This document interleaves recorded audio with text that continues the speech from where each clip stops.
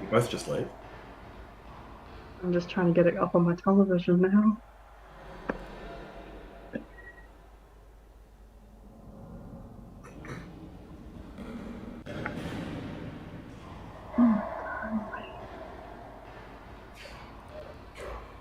Speakers are too immersive. Petrified. This is just like an average night for me.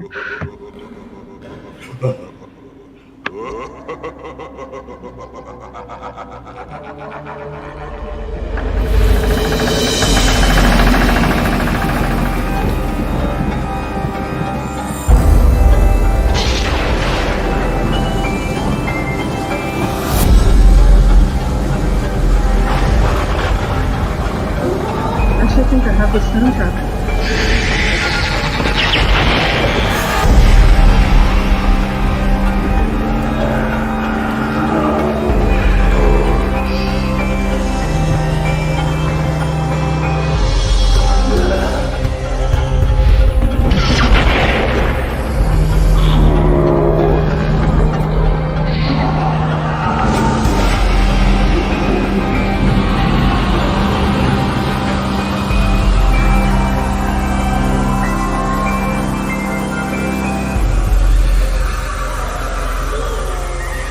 Greetings, ladies and gentlemen, on another Thursday night. And, of course, you know what that means. It's Thursday, so it's another night for another Quiz Arena Live. And tonight, we have two fantastic guests. One carryover champ who's won 3 times, ladies and gentlemen. That's right, it's Rhiannon Elizabeth Irons. And joining us as well is comedian Yanni. That's right, it's Yanni Giussolo. I told you to just give it a go. I should have just told given you it a to just go, and give I it a crack. stalled. Hello. Hello there, how are we? Oh, I'm very good. I'm looking forward to being Rhiannon's 4th victim. Oh, good stuff, yes. Have you been studying up, Rhiannon? Are you ready for tonight? I do want to know something. I actually spent the week watching Star Wars because you were like, oh, that's going to be your kryptonite. Oh, hell no. You've been... Wow, I didn't realize you were so easily baited. Yeah. Oh, honey, it's a We competition. could make you watch anything. So I should have thrown in a couple of Star Wars questions in there now, just knowing it. But that's good. Have you been liking them so far, the Star Warses? Honestly, no, they're definitely not movies for me. Did you start from what, episode 1 or episode 4? I started from A New Hope. Oh, beautiful. I'm going to watch it in the order they came out. Yes. I'm not a heathen. But the thing is, you have to pretend it's 1977 and you haven't seen a lot of things before. Yeah. Where I live, it looks like 1977, so I'm good. There you go. Yeah, no, well, that's the good thing about film grain as well. Like, unfortunately now we have 4K, so, like, you can literally see the deep canyons inside the crevices within Helen Mirren's face. Oh, it's terrible. But it certainly does make, being able to see the crevices in people's faces does make the plot holes a lot more evident. Yes, yeah, and more filler as well. No, well, that's great because what was it? I actually studied stage combat with Kyle Rowling, who was Count Dooku's stunt double in Star Wars Episode 2 and 3, and so I used to teach classes with him at NIDA, and I used to do a segue, a nice icebreaker for him, saying he's the only guy who's fought Yoda on screen. Technically, at that point, it was true. But yes, no, I sort of stopped with the whole Star Wars thing myself. Personally, when I saw Luke throwing a lightsaber away, I was just like, that's too disrespectful. Oh, We all draw our lines in the sand somewhere. precisely. Oh, now I want to see, what was it, Three Amigos again. But yes, Yanni, how are you? I'm well. That's I'm good. well. That's I've not been spending lockdown catching up on my horror, my little holes in my horror experience because I don't know. I told both of you beforehand, but I kind of got put off horror movies a little bit when I was about 6, and my cousin who was 14 was like, "You should watch Evil Dead. Let's watch Evil Dead." And I was not old enough to watch Evil Dead, and I basically just lost faith in reality. I was like, "Okay, there's death around every corner." Yeah, absolutely. Well, that's it, and even as I was saying before about like the film stock and watch they filmed it, Mm. that film has so many visceral elements in it because it's practical effects. I remember watching The Labyrinth as a kid for the first time, and the Fireys were shot on. It wasn't shot on green screen or blue screen; it was shot on black velvet, which was able to capture the light. And so everyone was in these morph suits of black velvet, and the characters would detach their heads and jump around, but it was far too surreal for me as a young child to take in at that point because I was trying to justify it in the world that I was still currently building around Yeah. me. So yeah, that's the good thing about that is adding those elements of horror. I think is that sort of like it's a leeway in because I've noticed on especially social media, there have been a lot of people trying to ease kids into horror movies with slasher films or these hardcore horror films when it's just like I saw Rocky Horror as a kid, and personally when I'd seen magic take place in a live form, and I was astounded by the act of the seeing the act blossom and trying to figure it out. That was the magic, not how he did it. It was that moment there. And Mm. when seeing Frankenfurter come down and throw his cape off, because up until that point I was in anticipation of the horror element because everything was giving me horror vibes even though there was music in it.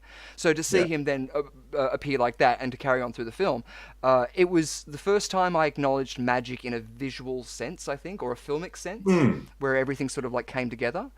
It's that crossover between like close-up magic and just movie special effects. That's it, yeah. And one of the things now, because CGI is so prevalent and it's so cheap and easy to do, a lot of directors will just throw it away. Yeah, we can do it in post. That's where the creativity is needed, because if you're just doing that as a band-aid, the band-aid will show. You need to have a plasterer make a nice plaster out of that cast. Then people can write over it and make it artsy. Hmm. Fantastic. Well, it's good to have you guys on here tonight because we have 4 rounds of fantastic fun. And of course, we have a sponsor for our Quiz Arena tournament tonight, which is Davies Chocolatiers since 1932. They're just up the road from me at Kingsgrove, and they have been so amazing tonight by sponsoring us with a link for their website to give you 40% off their website. So yeah, you can get yourself some like schmick chocolates. I'll show you their website later on. But it's one of those Wow. delicatessen chocolatiers. And as I said, they've been around since the 30s. So if you're Moorish in that way, I'd highly recommend hitting you up there. One of the prizes actually that I think Rhiannon won in the previous weeks, I remember seeing her post up on Instagram, was Krispy Kremes. We were just wondering how you enjoyed those, Rhiannon. Oh, honey, they were amazing. Oh, So, good, good. so is the Dustin sitting in front of me right now. Hi. Yes, I may have done the same thing. They are currently releasing their Halloween variety, and so you can run down there, and I saw that they had 3, and so I got a 4-pack, because you got to make up the pack. You can't just get the 3. Of course. Exactly. And they've Of also got a course. fantastic chocolate shake, which is sort of like a chocolate, was it cookies and cream? Not coffee and cream, but cookies and cream. So so you can hit them up as And well. then We're you so can meet one of my other little prizes. oh, cute! Games.com so yeah, the very first prize that I won, he arrived. There's Oh, something fantastic! very distressing about that with that blurry background. Like I'm getting some flashbacks Too much and fuzz. getting a lot of anxiety. Yeah. Whoa. Yes, was that from costumes.com.au? Yes. Oh, Yeah, that was fantastic! Oh, that's him. so good to see. And it's a spider, I'm assuming. Oh, of course. Good He's stuff, because I quite wasn't too big, sure if it was actually. just a very emaciated sloth. Um, No, that would be the dog behind me right now. oh, gorgeous! Oh, so good to see. Yes, no, we love to see the animals getting out and about there. Pikelets, I'm sure out there chewing and destroying the cable. So hopefully we'll see him flying around later on tonight. But yes, so good. Have you guys had anything that's been in your Periscope view this week? It doesn't have to necessarily be horror, but anything in the entertainment industry. Well, I actually went back and watched the very first horror movie that I ever saw this week.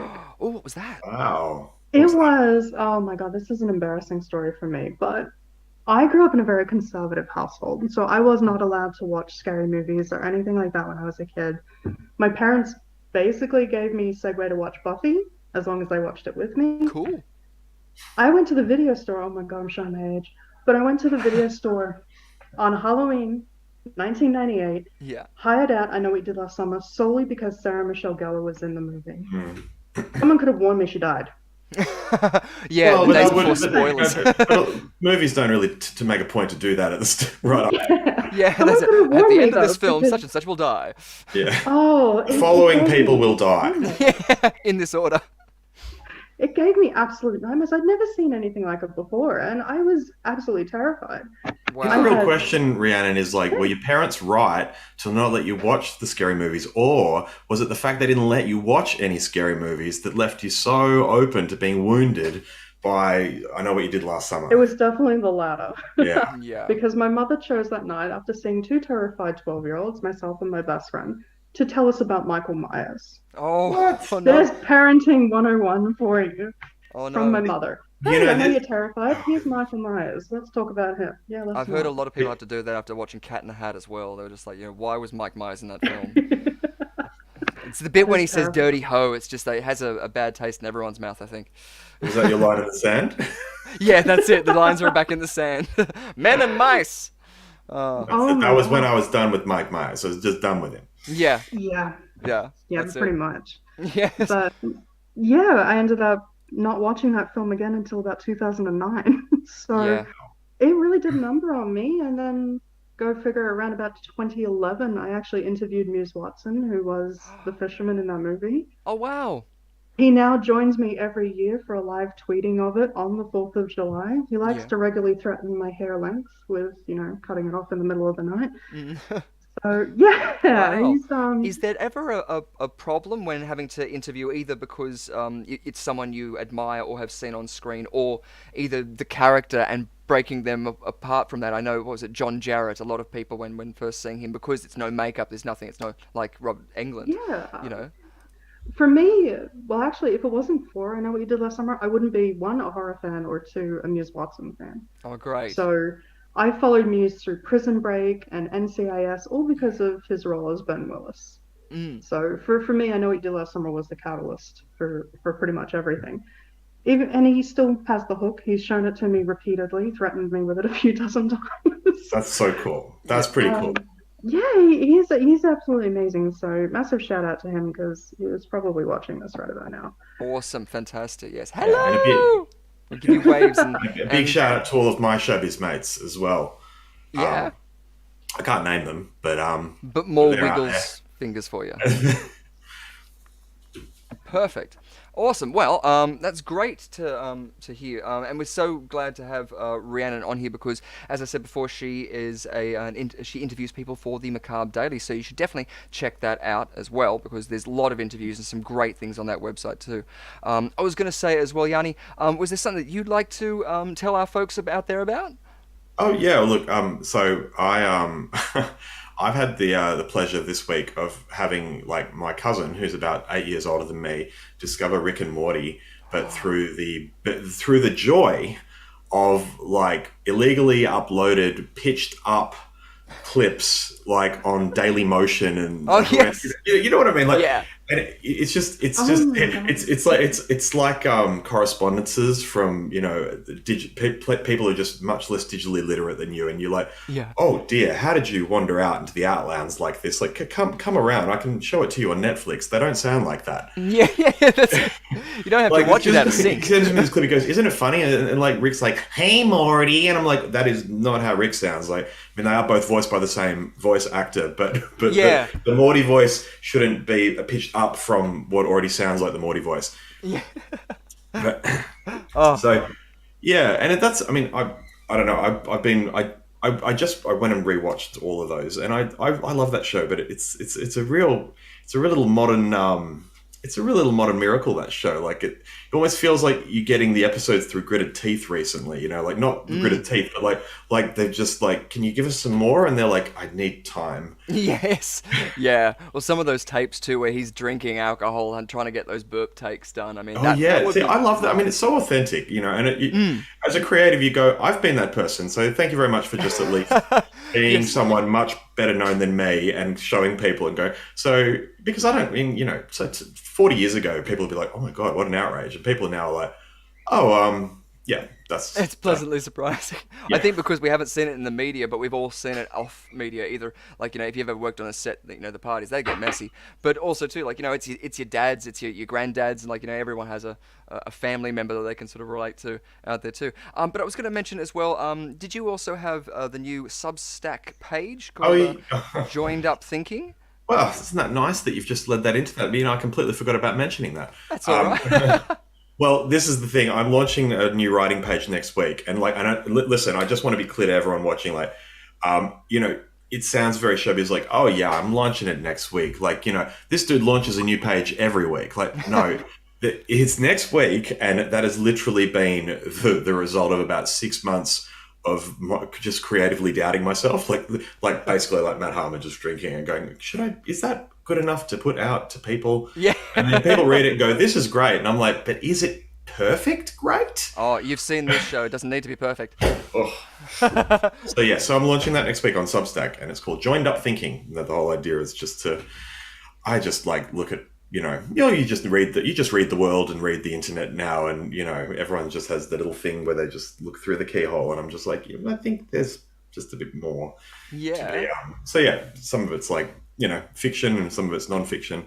Like I've got a blog like just kind of horror-y. It's kind of dystopian actually, and it's called Blog to the Future. And the idea is it's like someone writing from like 70 years in the future, but they've got the ability to blog through time, so they can post blog posts from like the future, and it pops out like just and they write about things that have just happened for you, but that for them were like 70 years ago.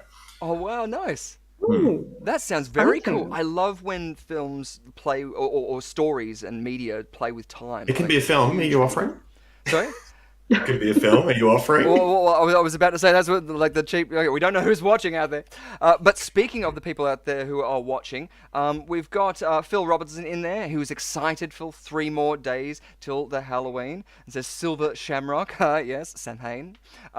We've what was it? The Blue Milk? Samhain, Richard. Samhain. Oh, sorry. I was about to say we were just talking about off air about my terrible pronunciations of things and how I'm not a grammar Nazi. I steer away from anything Nazi to try to anyway. Ironically, out of the 3 of us, I was by far and away the most tolerant on this matter. That's all right. I just plow through with my mistakes anyway. Phil Robinson as well added in with his Star Wars reference, saying it. The blue milk did it for him with Star Wars. I think that's he's saying that's when he did his out. I think a lot of people did. I think even Mark Hamill had a couple of moments there. Some great sort of YouTube videos that you can see with that. The lightsaber throwaway line in the sand, exactly another line in the sand reference by Warren Money, who was added in on there. Finished slasher series, Phil Robinson has. Series 3. Ooh, slasher. I don't know if I've seen that one. And non-horror, the finale of Wentworth. Oh, wow. That would have been very cool. Because I've heard a lot of good things about Wentworth. It hasn't been one that I've necessarily been onto it. I got a lot of flack when I remember not seeing, what was it, the West Wing. I think we need to stop doing that to each other. Like, I mean, it made sense like 20 years ago saying you haven't watched X or Y, but it's just not possible now. There's so much stuff, and like we need to just leave that one in the past. Like, well, that's the good thing I do like about references, especially when there is a lot of like hating about saying, "Oh, you're too old to know this references." So like, well, they know all the references before you better, like, and the advantage of the new people coming and growing as well is that they will take in all of that knowledge that we've learned up until now. That collective knowledge, standing on the shoulders of giants, is something that I find just brilliant in an educational sense out there as well. Well, it's like but I feel like there are certain like cultural aggregators, like I watch The Simpsons, so I don't need to watch a lot of other stuff. Yes. Because it's all in there, right? It's all packed in there. That's it. And I outsource my, I'm like, I don't have the time to watch all of these things, but you have, and there's 12 of you writing that. So you can just pack them in, and then when someone mentions it at a party, I'll know enough to get through this bit. And yeah, that's it. Exactly. I was about to say as well, when you mentioned The Simpsons, when I was going to school, I thought of, just because I had a lot of spare time because I never did the work, but I would be thinking of different models of how to run schools or how to build schools and this sort of thing. And one of the models was I thought that you should just do it on Simpsons references, because you could teach every pretty much any analogy in life with a quote Basically, that the top people is are like going to find funny. Oh, there we go. Yes, perfect. My English teacher actually used The Simpsons every week as examples Oh, such a good in teacher. her class. And yeah, it's modern Shakespeare. It is, yeah. it is. It's talking to them on that same level, exactly. I was just going to say as well, you can find Yanni's information for his Substack on YouTube by looking up his name and that there. I've also posted it just in the chat there, and I'm also going to be adding it to the video description as well below the video. So you can easily just click on that link, and it'll take you right there, and you can follow that. So Don't decide yet. Like, keep watching and see how I go.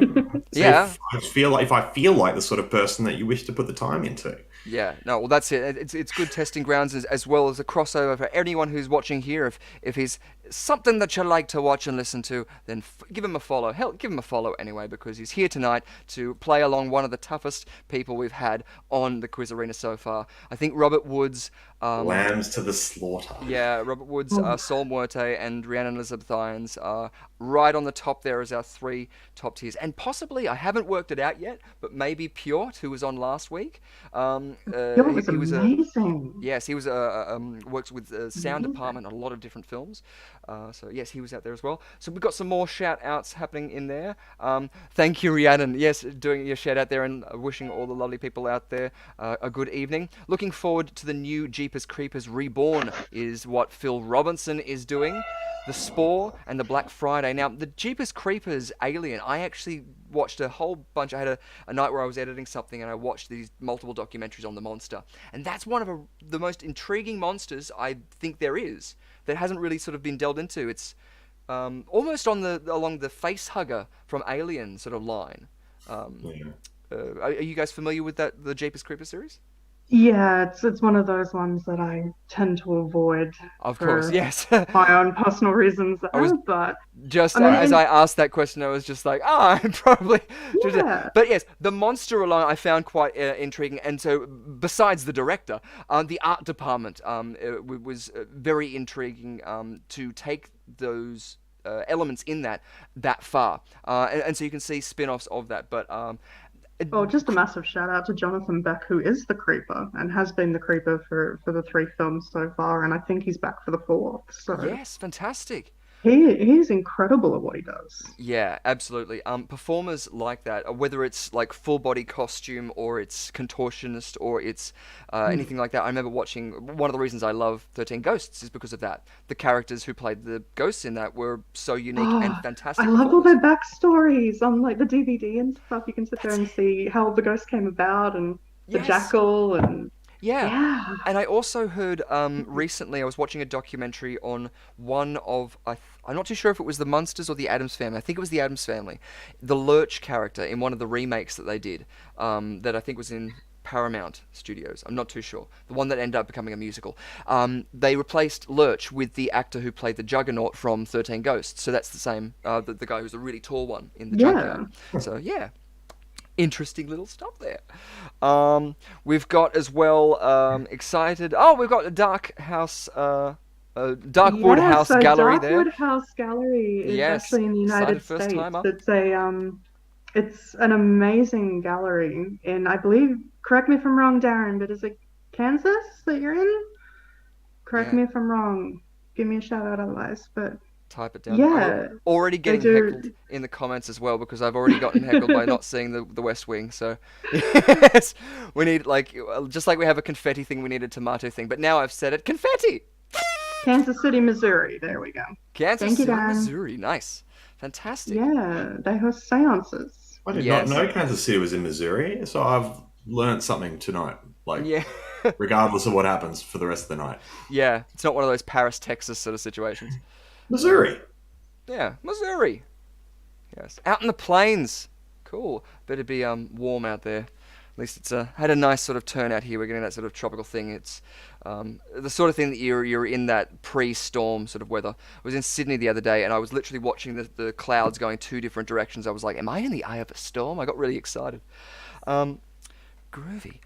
So, just to let you guys know as well out there that we do have a whole bunch of games that we are going to be playing, and of course they are featured up here on our wheel of 4 tunes. We have Chicken or Egg, we have Frankenface, we have Spicks and Specs, we have Player's Choice, which of course the players get to choose which one they want to do. We get Pop Quiz with Hot Shots tonight with Rhiannon Elizabeth Irons, my personal favourite, Spin Again, or Venkman, Burn in Hell from Ghostbusters, or Monster Mashups, which you might have seen in previous weeks. All of them hopefully have stingers attached, otherwise we'll just be doing a straight cut like I did just there. Beautiful stuff. Just from the names off there, is there any specific game that you guys are excited about getting to at all? I want to do all of them. You know me. Yes, I know. I'm gonna say I want to do the Spicks and Specs one, just because I'm just grasping for islands of familiarity amongst Rhiannon's just shocking competence. Absolutely, yeah. Well, that's You're talking me up. You watch. I will fail miserably tonight as a result. That's my tactic. Oh, no. That is my tactic. Oh yeah. Speaking of tactic too, part of the reason we got you on here was so that you can't compete in the Quiz Arena tournament at the end. Let's do it. Yes, but these first 3 rounds as well, ladies and gentlemen, feel free to comment in there. You can either help our players if you comment in the little chat on the side. Both of them will be able to see your answers, so you won't necessarily be able to help either person, but you could help them by not helping them and throw them off with the wrong answer. Fun stuff ensues. Phil Robinson is doing a shout out by saying that he likes Monster Mashup. He wants to see that. That's my personal, I don't know. I have so many favorites, but that's probably one of my favorites. Chrono Loco at the moment I think is my favorite personally because it's just the stinger gets me every time. And K9 loves the wheel, just like hopefully you all do out there. What about you, Rhiannon Elizabeth Irons? Do you have a particular? I know you like all of them. You want to get Player's Choice, but if you got Player's Choice. Oh my gosh. Oh, come on. I want to quiz you guys. Yeah, so you want to get You've been pop quiz quizzing me now for like 7 weeks, so god damn it, I'm going to return the favor. Yeah. Awesome. Fantastic. We're looking forward to that too because as you probably know, anybody who is watching, my trivia is awful, especially if I'm trying to do 2 things at once, which most of the time I do. But we have our Quiz Arena board up there ready for points. In the absence of any points, I'm happy to take them. Great stuff. Any points that we will allocate to you viewers out there in the first 3 rounds, unfortunately, won't accrue to your last round, personally, just because I'm mean. And it's going to be done by Live Reacting, which is a website that keeps everything contained. We have a link down in the description below. If you guys want to get a copy of that, you can download it for free there, or you can also pay for it for more options. There's fantastic graphics, but if you have a community group, whether it be a family get-together, a work outing to try and break the ice, or a church group gathering or something like that, it's a fantastic little excuse to have a bonding situation. All you need is a phone and the computer and I guess the Wi-Fi, and you're good to go. It can generate your own answers and it does all of the calculating within the website itself. So round 4, our Quiz Arena tournament will be all about that. We also have 2 other affiliate links down in the description below, which is mypetsies.com, which you can send in a photo of your personalized little fluffy one, whether it be a dog, cat, bird, mouse, I don't know, other pet thing, prey mantis. Then they'll make a plush little version of that, in which case you can get that to cuddle and not suffocate the poor little loved one that you have at home. We also have another affiliate link with escapegames.com. Yes, I'll make sure that I get that right, but you can get it right by looking in the description below. Escape Online Gamings, that's right. They have got an affiliate link down there as well for a discount on one of the games that you can do on there. So they have many, many things there. I think they sponsored our killer card game, which is a lot of fun. And if you guys are so affiliated and you want some more Halloween action, this Halloween on the 31st, we are going to be doing an escape room, care of virtualescaping.com.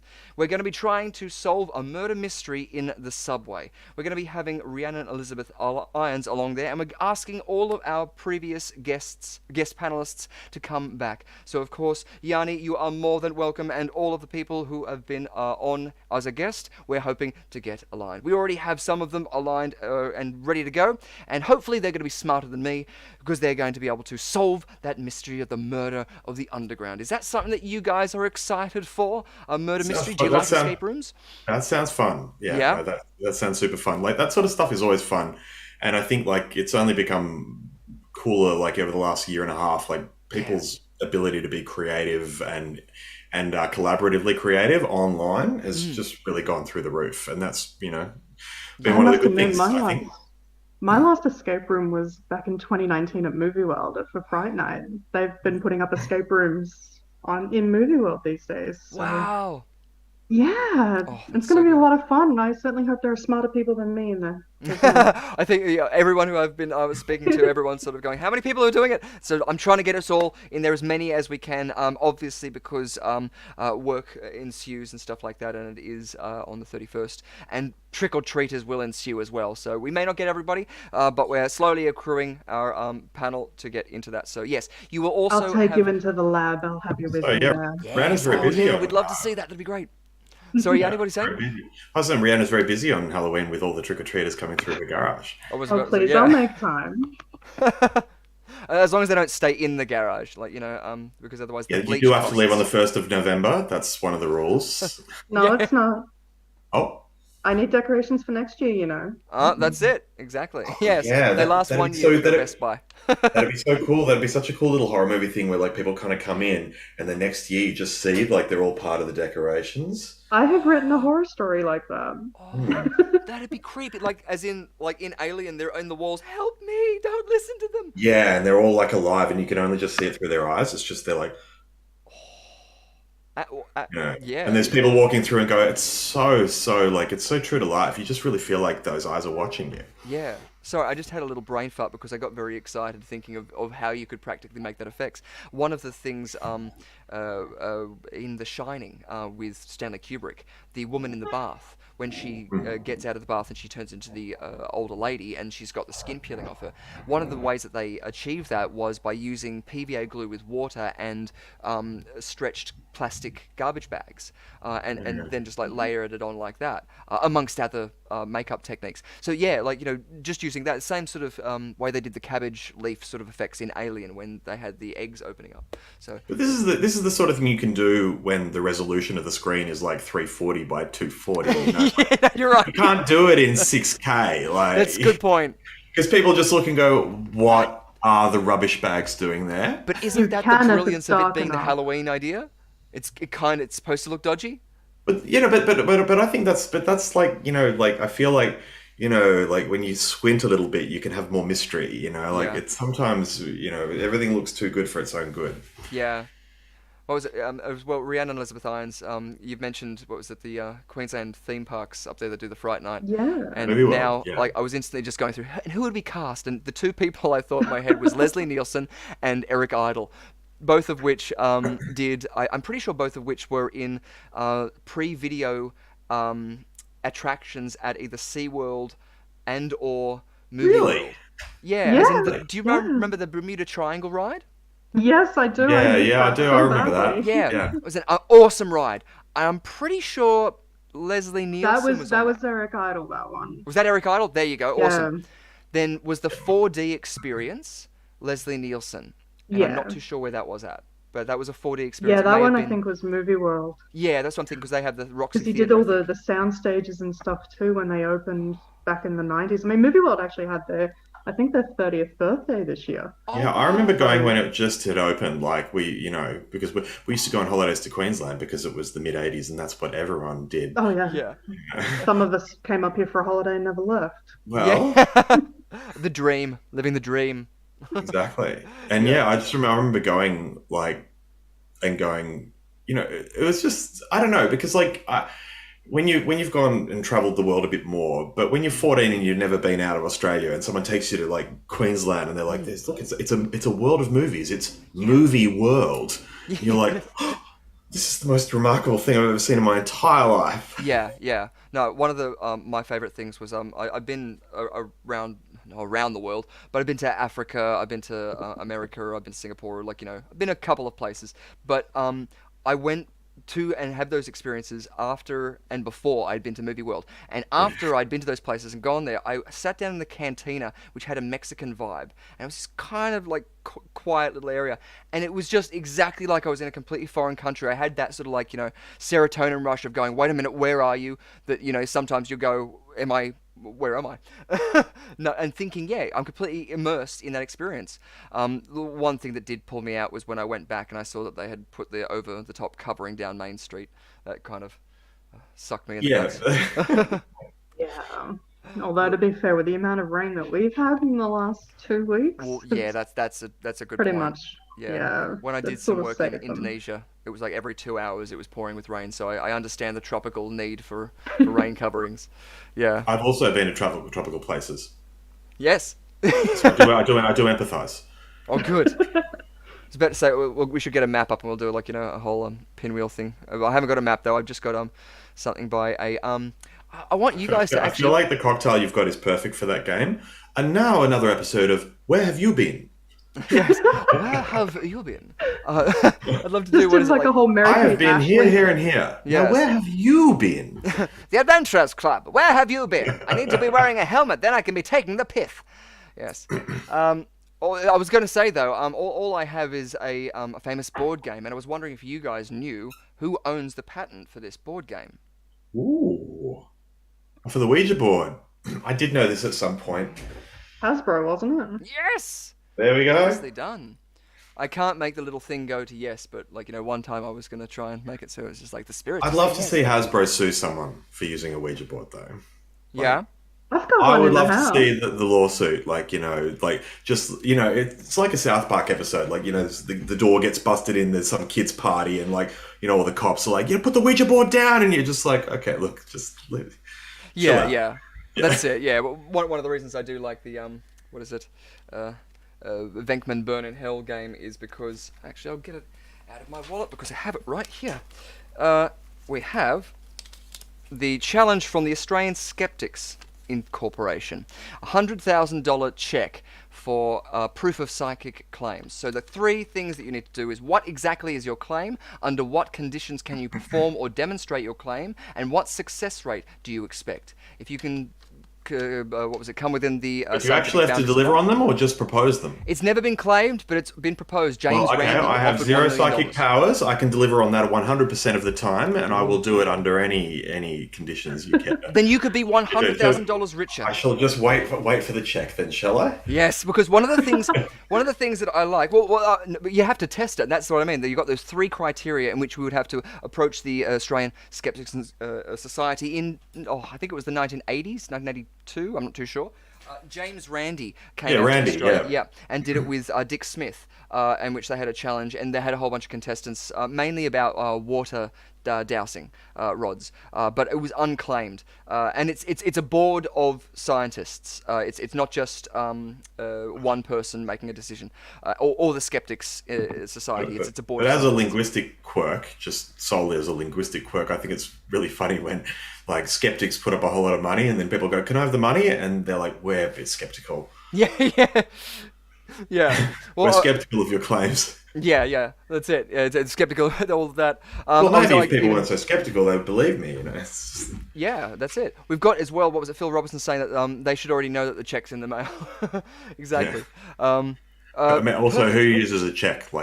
Exactly. But one of the reasons why I did want to bring that up, and the reason that we have the ESP game of Venkman Burn in Hell is, of course, because we have Ghostbusters Afterlife, which is coming out very, very soon. I'm very excited about it because it's, again, a big nostalgia thrill for all of us. I've been playing the game and getting ready for that and dying a lot of the times.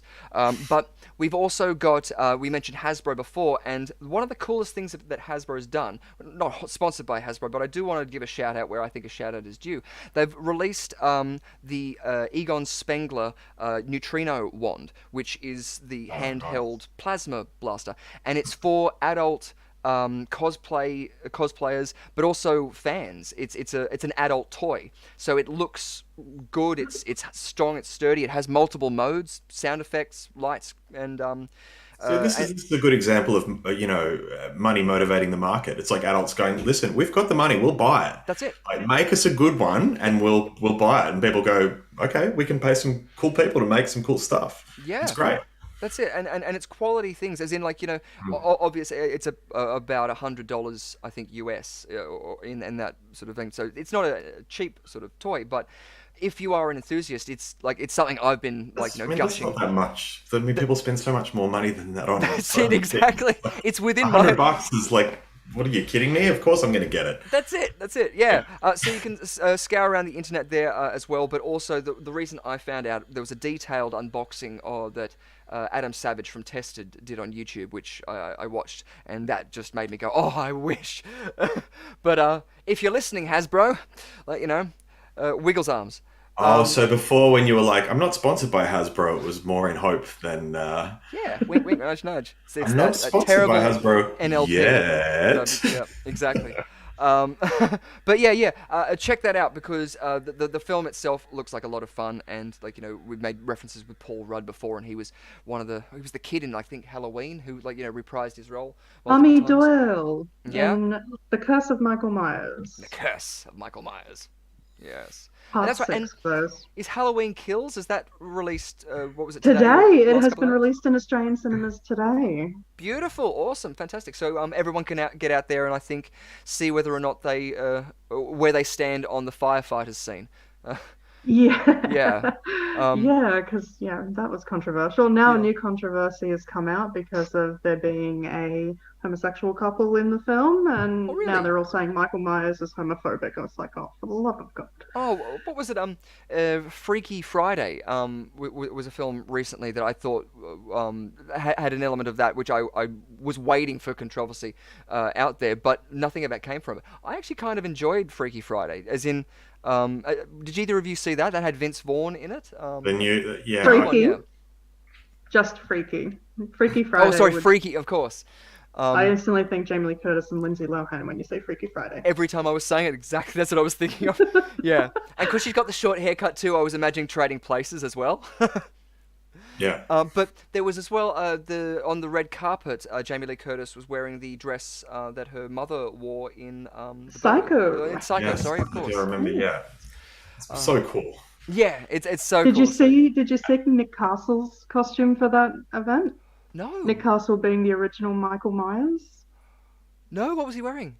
Okay, so there is an amazing photo of Nick on set of Halloween in 1978, and he's holding a Dr. Pepper, and he's got the mask sitting on top of his head, and he's taking a drink. Mm. He actually had a wig on to match his hair from back in the 70s. He was carrying a Dr. Pepper can, and he had the mask sitting on top of his wig as well. Oh, So that's he so went cool. as himself from the 70s. Yeah, Look, like if- reproducing if that photo. If things become proportionally more cool, the more specific and niche they are, that is one of the coolest things that's ever happened. Yeah, yeah. Well, a lot of people don't know that Nick Castle actually directed Major Pain with Damon Wayans. Oh, really? Oh. And I judging remember from seeing Richard's face, that. you didn't know that. I did either. not know that. No. See, that's it. Already, she's racking up points. See, hold on. And it's the nonchalance as well. That's what's just killing me inside. Like, basically, like Yeah, that's it, anytime I even like, think about having some confidence, just Yeah. basically around and just leans in and just gives like 10 factoids and then just leans back, and I'm like, oh whoa. Yeah. No, you'll be getting her her number, so in case you're on in the future, you'll be just like, text. That's wonderful. You'll have her in the Somebody- earpiece like Peter Popoff. Don't joke. Awesome. People Well- do use me as phone of friends in trivia contests. Sorry? People do use me as phone of friends in trivia contests. I think there's something absolutely wonderful about it. It's just like it's just a concentrated repository of knowledge. Like it's everyone. This is the thing, like because we can find out everything nowadays, but there's something about learning it. I really find that like the people who are like walking Wikipedias are incredible, especially nowadays. I had a couple of friends like that, and it's not like they have photographic memory, but about one genre, they know everything, and it's just like, how do you pack it in there? It's just called autism being diagnosed a lot. Yeah. Like basically just kind of going, this is the one thing that I like, and I'm cool with this, and this is all I really like, and you'd be like, you do, and that's really amazing, like what you know about it. It's so cool. Yeah, that's it. Like, Yeah, I'm a huge fan of Darren Brown as well, and so like the mind palace technique is something that I've been trying to do, and it works for me. There's a Loki system as well, which is if you have a common route like where you walk to work, you imagine yourself walking along that, and you just allocate like key yeah, points along that your grocery list or whatever you need to learn. There's numbering techniques with rhyming and stuff like this, but I found the Mind Palace is actually one that's really helped me, especially when it comes to specific genres or multiple genres, because you can put them into certain rooms and allocate them and design it, and as long as you keep it a secret, it's a lot easier to remember and has to be very visual. yeah. Or you could use the same technique that I used with The Simpsons, which is just like repetition, repetition, repetition, repetition, repetition. And then repeating that. Yes. Yeah. Yeah, totally. But it's funny, like I mean, I was a stand-up comedian for a long time in the UK, and it's like Paul Sinner, who's like the Cinnamon on the Chase, like Yeah. is also a stand-up comedian, and I know him very well. And it's just funny listening to him talk about being on the chase, but also he's just a big quizzer, and he's big into the. And I didn't realize there was like rules that go with the whole quizzing thing. Like he says things online like. Yeah, it's just getting a lot harder to get the questions right. He said, like, I got like, he goes, I got a question about something very like out of there that I didn't know about as my starter question. And I was like, I didn't know that there were starter questions, but apparently there's a syllabus, right? Yeah. For trivia stuff where they're like, okay, this is what the questions will all be within here. And like, it's so formalized. I had no idea about any of that. Yeah, yeah, like especially like even what was I think that's something I think not Quizmasters, Toastmasters should go through that kind of like it's Yeah. I always felt like it was like a presenter's like pre-script, because what you're kind of doing is psychologically getting the audience onto that level that we're able to take in the information at the rate at which it's delivered, rather than having to sit down and like rehash it. It's like an analogy I always like using is when I first watched Eternal Sunshine of the Spotless Mind, I knew when that film was going on, what was going on through it. Whereas when I watched Requiem for a Dream, I had to watch Requiem for a Dream again to start to get sense of a Yeah. lot of the things. Yeah, this is true. Like, I mean, I spoke to a young girl who's doing stand-up comedy, and she's 16 years old, and just to speak to her and like the amount of like knowledge that she has about comedy and like about the tropes of comedy and how they all link in with each other. It's all stuff it took me 10 years to learn on my own, but it's all so well known now. It's so grounded that, you can kind of really see that yeah, like the evolution of like, knowledge of things. Yeah, totally. One of the biggest things, especially with the lockdown and everyone going into Zoom meetings or like, telecommunication devices, we've evolved for so long dealing with a face-to-face reaction of seeing in real time, like, and fast real time, their actual reactions to how they're dealing with what we're saying. So we've gotten used to being able to deal with that. And I think there's part of our brains which instantly is a defeatist in an environment like Zoom or on the phone, because we're not able to get that subconscious reaction, and so therefore we feel like we're failing at communicating it accurately, when actually all we need to do is kind of like, as I said before, a presenter or an actor. You automatically just endow that, hoping that someone's going to listen to you, because eventually, like, they'll either turn you off or you won't get paid. Yeah. But There is definitely a level of abstraction, in Zoom and in any digital thing. Jared Diamond, who's an author, he's written a lot of amazing books. But one of the things he did is like he went and studied a lot of these tribes in Papua New Guinea who have very little contact with the outside world. Yeah. And the thing he came out and he keeps saying it. He says it's just remarkable is that these people, every single interaction they have is face to face, right? And so, like, their ability, like children, by the time they're 5, their ability to read, like, people's faces and intentions and whatever, they can bargain, like... Yeah, that's a haggle like no one else. Yeah, and apparently, like, he makes the quite funny point that, like, a lot of oil companies sort of come in and kind of go, oh, you've got some resources off the coast, and they just end up, like, bamboozling them. Yeah. No, well, that's it. And a lot of the times, too, just along that same idea, I think that people do that whole thing of going the tribes or the people that can speak without speaking, and it's just because it's exactly that, because they haven't needed to say so many things. I mean, even our language has changed so much. I think it was last year or 2 years ago, I looked into the new words of the dictionary, and "ima" was classified as the one of the shortest words. IMA, literally meaning "I'm going to." Yeah. Because again, in the digital age, it was like, Yeah, I'm gonna go line up and get those sneakers. yeah, that's it, exactly. Yeah, I heard line up, and I was going to get ready to, salute. But then I saw another thing about like language, which blows my mind, which is basically about there's a group of Aboriginal people who don't do directions like we do. They don't do left and right. They only do cardinal directions, right? So they know north, south, east, west. That's all they know. And their ability to work out which way is which is like as good as certain animals. And like there was always this belief that like no, these creatures are better at resolving directions because whatever, like we like with things with birds and stuff, we're not 100% sure, and we're like, oh, we think they're getting it from the magnetic poles and they've got some sort of receptors or whatever. But it turns out that if your language like frames your reality that way, then you are just as capable of doing it. And it's really amazing to think of. It really is. It'd be something that like, they're calling you now. They're saying, don't talk about it. That's my father calling me to say, stop giving away all of the family secrets. That's it. I would worry about my dad seeing that, but I don't think he's watching Quiz Arena. Oh, yes, no. If you do have a dad out there, though, do share them the link, because we do want to try and get the whole family involved. Yeah. Just like the Thursday nights in the olden days when families used to gather around the TV after Neighbours and watch a TV show in the living room. So that's why we've got Spics and Specs up there, because hopefully we'll be able to try and get a resurgence of that as well. But we do have some of the games too, some of them literally directly ripped from TAG, which is Talking About Your Generation, which is a TV show on Channel 9 and Channel 10 with Sean McAuliffe, which is a lot of fun and a very funny guy. So beautiful. If there's anything else you guys would like to add before I jump into the spin wheel, we might get into some games.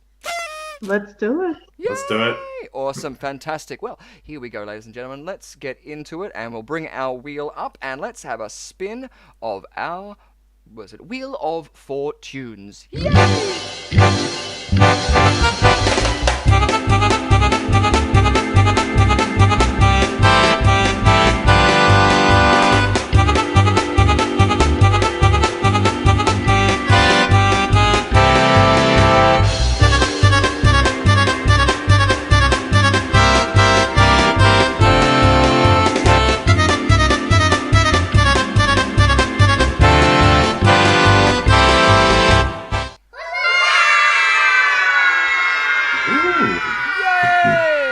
There, ladies and gentlemen, Venkman, Burn in Hell. So we remove that and we'll close that down and we'll come on back here, ladies and gentlemen, because of course it's that time. We're going to, well, we're not going to electrocute them, even though that's what they did in the film, and that's kind of what I wanted to do, but we just haven't got the budget for those long extension cords. I wanted fiber optic speed to shock them, but it didn't work. So instead, we're going to shut the door and try a little bit of ESP with Venkman, Burn in Hell. Wait, Here you have. it's not. Beautiful. So, just like they do in the beginning of the movie, we have got a collection of cards here. One with a square on it, one with a cross on it, one with it's a green star. It's just getting keyed out for the green screen. We've got a yellow circle. We've got blue wavy lines. Yeah, blue wavy lines. That's what I should do. Whoa, parallax. Black wavy lines. A black circle. Whoa. Black star. Whoa. Red X. Whoa. And a box full of goodies. Well, what we do is we shuffle these down here off screen, and what I want you guys out there to do, ladies and gentlemen, is try and see if you can register what I'm trying to send across with my mind waves. That's right, it might even be like 4G out there, but I want you guys to tell me, and you as well, Yanni and Rhiannon, what card am I holding up? Oh, I do not have ESP. I have ESPN. Oh, but not ESP. Fantastic. I don't, because I don't like my sports. Is that the sports gosh. channel? Yeah, it is.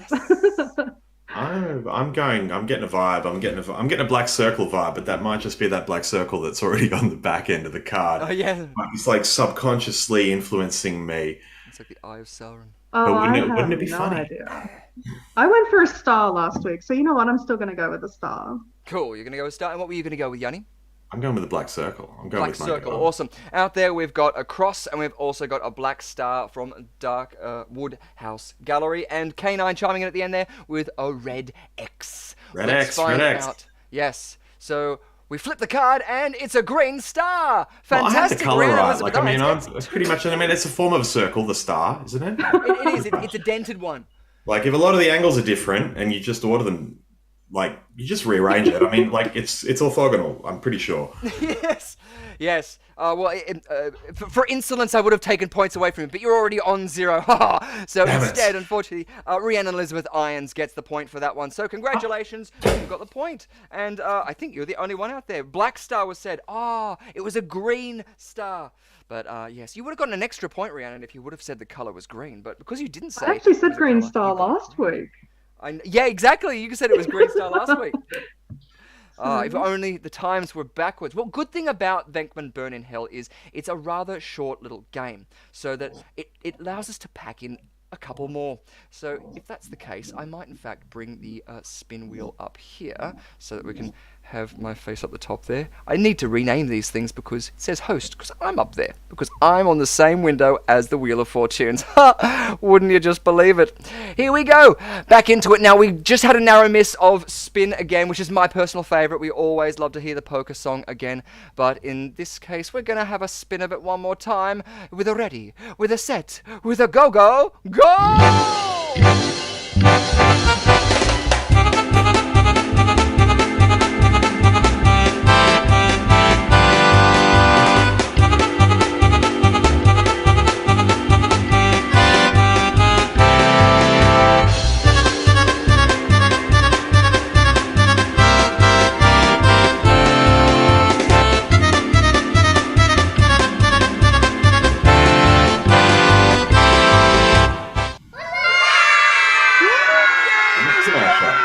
That's right. We'll remove that one, we'll close it down. Whether or not you love the stinger or whether or not you hate the stinger, you're going to be in the mood for fun and frivolity. Because that's right, we're going to be going into another game of monster mashups, so you can feel free to dance along with us at home.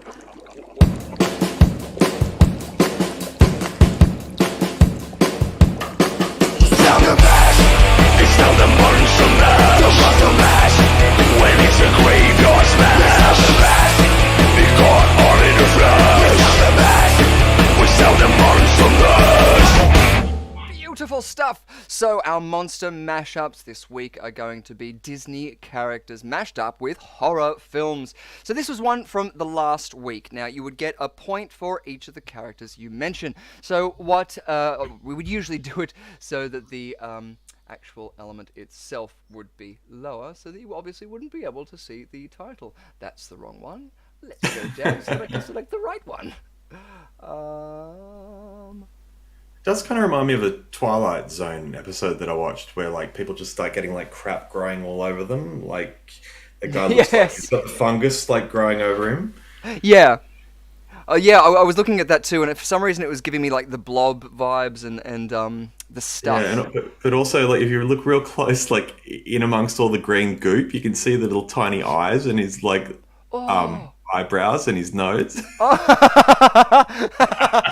Oh, it's like the Garbage Pail Kids or one of those It's all things very they used to have. dignified, yeah. Like, he's still got his eye, he's still looking her in the eyes, you know, even though Yeah. she's vomiting in his face. Oh, that would burn. Hydrochloric acid in the eyes. Anyway, so the way that we would usually do it is your first frame would be something like this, yeah? And so you would have to identify the movie from that, or the references from that. And you would probably get, I think it was 5 points from that. If you didn't get it after about 30 seconds, we would then click it over to this one, in which you would get the chance at 4 points. If you can't get up to 30 seconds, we would take it down, so you get 4 points, or was it less than that, and then less than that, and then we would reveal the thing. Yes, I think I've explained it enough. You know how it's played. Fantastic. So just to clarify with this one, who are the characters in that there? The Disney characters. Princess Aurora and Yes. Prince Philip from Sleeping Beauty. Beautiful. I should have known you would get their names spot on. Being the Disney fan that you are. Fantastic work there. Awesome. Well, maybe the next ones might not be as easy. We're going to try and go up the top here. And we're going to start with our first one for 4 points.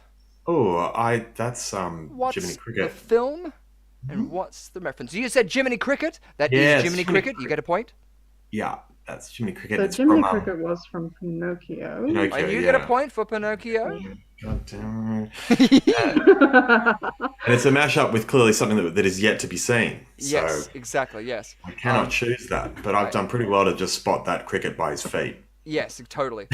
Let me just close that. It was good Very spotting. identifiable because- shoes. It's the kicks. That's the kicks that gave it away. Yeah, that's it. So we've got that up there. Good. Now I've got it set back up. I can come back here and jump back into it. Good. So yes. So good. Jiminy Cricket. We haven't got the film idea that yet, though, have we? No. No, not yet. No, I think we're gonna need another frame. Yeah, I think that's a good call. So let's. Oh, that brick let's walls? 4 points. We're gonna go for Really? 3 points. Ding. Oh, it's Nightmare on Elm Street. Nightmare on Elm Yes. She got a Why? ding. Why did I not have that at the tip of my tongue? Why? Like That's I'm what- sitting there kind of going, Nightmare on 13. Oh, like Stars on 54. That's so cool.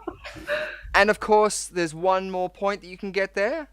It's Freddy Oh. Krueger. Yeah, Freddy Krueger. Oh, of course, but you don't even need to say that. Like, how can you give points for that? Why am I further behind because I didn't say it out loud? I knew it for ages. Yeah, unfortunately, I don't have ESP, so I can't read your mind. So you will have to Really? auditorily Yeah. say it. Yes, not in a There's only one gustatory person fashion here who either. does, and it's Rihanna. Yes. Well, that's the other thing. She knows her stuff, and I've told her to make sure that she bulldozes. She's gonna. But on top of that, she has the SP, which we learned last I round. do not have the SP. Yes, you do. You got the bloody. You know, you were all like, oh, She's Black got to pay Star, extra Black for ESP Star. to knock Like, you that head know. off. I mean, if this were a less enlightened age, I could probably have some people come over and take you away as a witch. Well, honey, my name is Rhiannon, and well, we do have Fleetwood Mac to thank for that. Yes. Well, hopefully no pitchforks as well. Like, that's one of the things that I've always wanted to see in Halloween. Just the people walking down the street with the fire and the pitchforks, just looking like a rabble. I just like them stopping at Bunnings because some of them don't have pitchforks. Yeah. Oh, can you just show me? Like, just want to see. How do I look with this, guys? How do I look? Do I look angry? Do Yeah? I look scary enough? Do I look like I've had enough? Oh, Uncle Arthur, get down off that roof. No. Anyway, enough Pauline. That's for another time and another channel after hours. Beautiful stuff. So, good Very work. cute, by the way. That little Freddy Krueger is very cute. He is, isn't he? So gorgeous. I think, like, he'd be someone that you'd be fine to have a nightmare and have him popping up there. We've also got Dark Woodhouse Gallery saying Freddy. They got in there as well. And also adding, oh, that's just nasty. Which is always nice to hear. just nasty. Just nasty. I'm gonna bat them on those hairy legs. Yes. And Miff Max jumping in there with Jiminy Cricket. Yes, which was correct. We can call Dark Woodhouse Gallery Darren. Okay, Darren. Yay! I was going to try and make some sort of Darren Brown there, but that's a different spelling. Anyway, we go on to our next one. Let's have a gander at what our next one is. Actually, just before I do, I want to mention the artist that is doing all of these. These are all available on Instagram, and I don't necessarily want you all to jump over there because you'll be able to see all the answers. But his name is Kick Punch SE. That's at least his handle on Instagram, and he does all of these mashups. So I'd advise you guys to, if you like these, to go over and give him a like. His name is Daniel Bjork. He's a Swedish artist, drawing crap, mostly stupid horror mashups based on 80s and 90s stuff. He also sells- Can we just take a moment though as well to also big up the typography? Yes.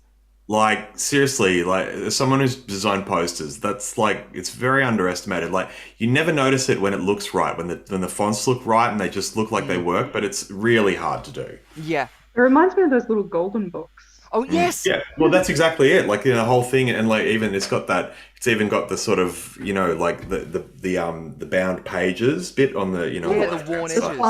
edges. fine. And the 50 cents. Yeah, yeah. Like, a product of a more innocent time when, you could just print what something cost on it and it wouldn't, like, because it was not going to be sold for long enough that would ever possibly change. Yeah, that's it. That's totally it. There are actually, I don't know if it's in tonight's game because we've only got 5 of them, but there is one that has the golden books edging on the end, and I got so excited. So yeah, it's great because again, this is a perfect game for nostalgia because whether or not you like the horror movie or you know that. Everyone loves Disney. I bought a whole bunch of Disney owns golden everything books now. So. at one of those. God, it's like one of these old like mills that's been turned into one of these like shops where like heaps of people like have little stalls, but it's all like it's really like it's just old nostalgic. It's just stuff people kept from the world about 20 years ago or 30 years ago. Yeah. Those shops. Yes. Yeah, and anyway, so like there was just a big thing with like some golden books, and I was doing the human thing where I was like, I remember this from when I was a kid. Yeah. And I remember this one. I really liked this Grover one where it was called The Monster at the end of this book, and he was terrified that you were going to catch the monster, and it would turn out he was the monster, and I was 5 and I didn't see that coming, and I blew my bloody mind. But the interaction. And I was like, and I found it again, and I thought I'm buying this for one of my little nephews. And the dude's like, they're like sharks, he comes in and he's like, oh, I'll give you 20 of those books for $20. And I thought, what a bargain. Like, this is like such a good deal. I had no, at that point, I was being so blown away by nostalgia that he could have said $1,000 and I'd be like, just take the money. Yeah, that's it. I have that trouble with Lego. Every now and then you'll see a new set of Lego and you go, it's way too expensive, but you still want it. But that's so cool. Like that was one of the books that I had as well. The monster at the end of this book. There was one about the lonely kitten. I think it was. Yeah. Which again, like even just that bringing the horror element into me. But for nerds, like the monster at the end of this book, it was like because it was the first thing that like was meta. When I was 5, it was like 1983, and nothing was meta. And I thought it's a book that knows it's a book. Like this is like I don't know what to think about books anymore. Exactly, it's so good, and hopefully there are books like that because even there was that big trend in the 90s where you could write in and get what was it your name printed in the book, so it would be like Richard is flying through the air with Peter Pan, or whatever like that. Right, so those I think were really good because again it engages that kid in the story. But on the same level, though, as I think Neverending Story does too, or stories of that sort of thing. Something that allows you to go, okay, there is a part that I'm allowed to create in this story. It's not just all written down there. Beautiful. So yeah, I just wanted to give a shout out to the artist who did these amazing drawings and things there. So if you do like them, you can grab yourself those on a shirt over there at his Instagram at kickpunch.se. That is his handle. So let's go on to our next one and let's have a gander. Ooh, let's say for 6 points. Oh my lord. Strawberry shortcake, something medieval, something horrendous. Someone's being oppressed. I don't know. Go on.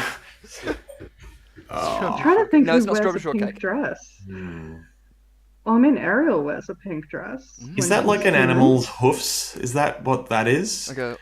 Ooh. Part of me is kind of like, it's either hoofs or it's like a dress, like, like there's some petticoats that haven't yet been revealed. Yeah, I see what you mean. Maybe. Yeah. Well, it was Ariel before, like, as in obviously. Oh my god, yeah. But are they? Totally. Was it? No, yes. the pink dresses. So I'm like, I'm going to go with Beauty and the Beast for the thing. Cool, awesome. I'll give you a point because you got Beauty and the Beast. You've got to be kidding me! Like, I can't believe this. I mean, you weren't even thinking of that until like I said the thing, and you were like, "Oh, I've made the link now." Yeah, well, that's all right. Yeah, but Belle wore a pink dress. Still haven't got the film reference. But it's just the bit where you've got the category. Go, oh, gee, pink dress, and you've just gone, oh, Beauty and the Beast. I'll take the point for that. That's nice. That's all right. There's a chance at 5 points as we expand it. Yell out the film when you know what it is. Ding. Horror film. Oh. That's some dead bug that's upside down, and Beauty and the... Oh.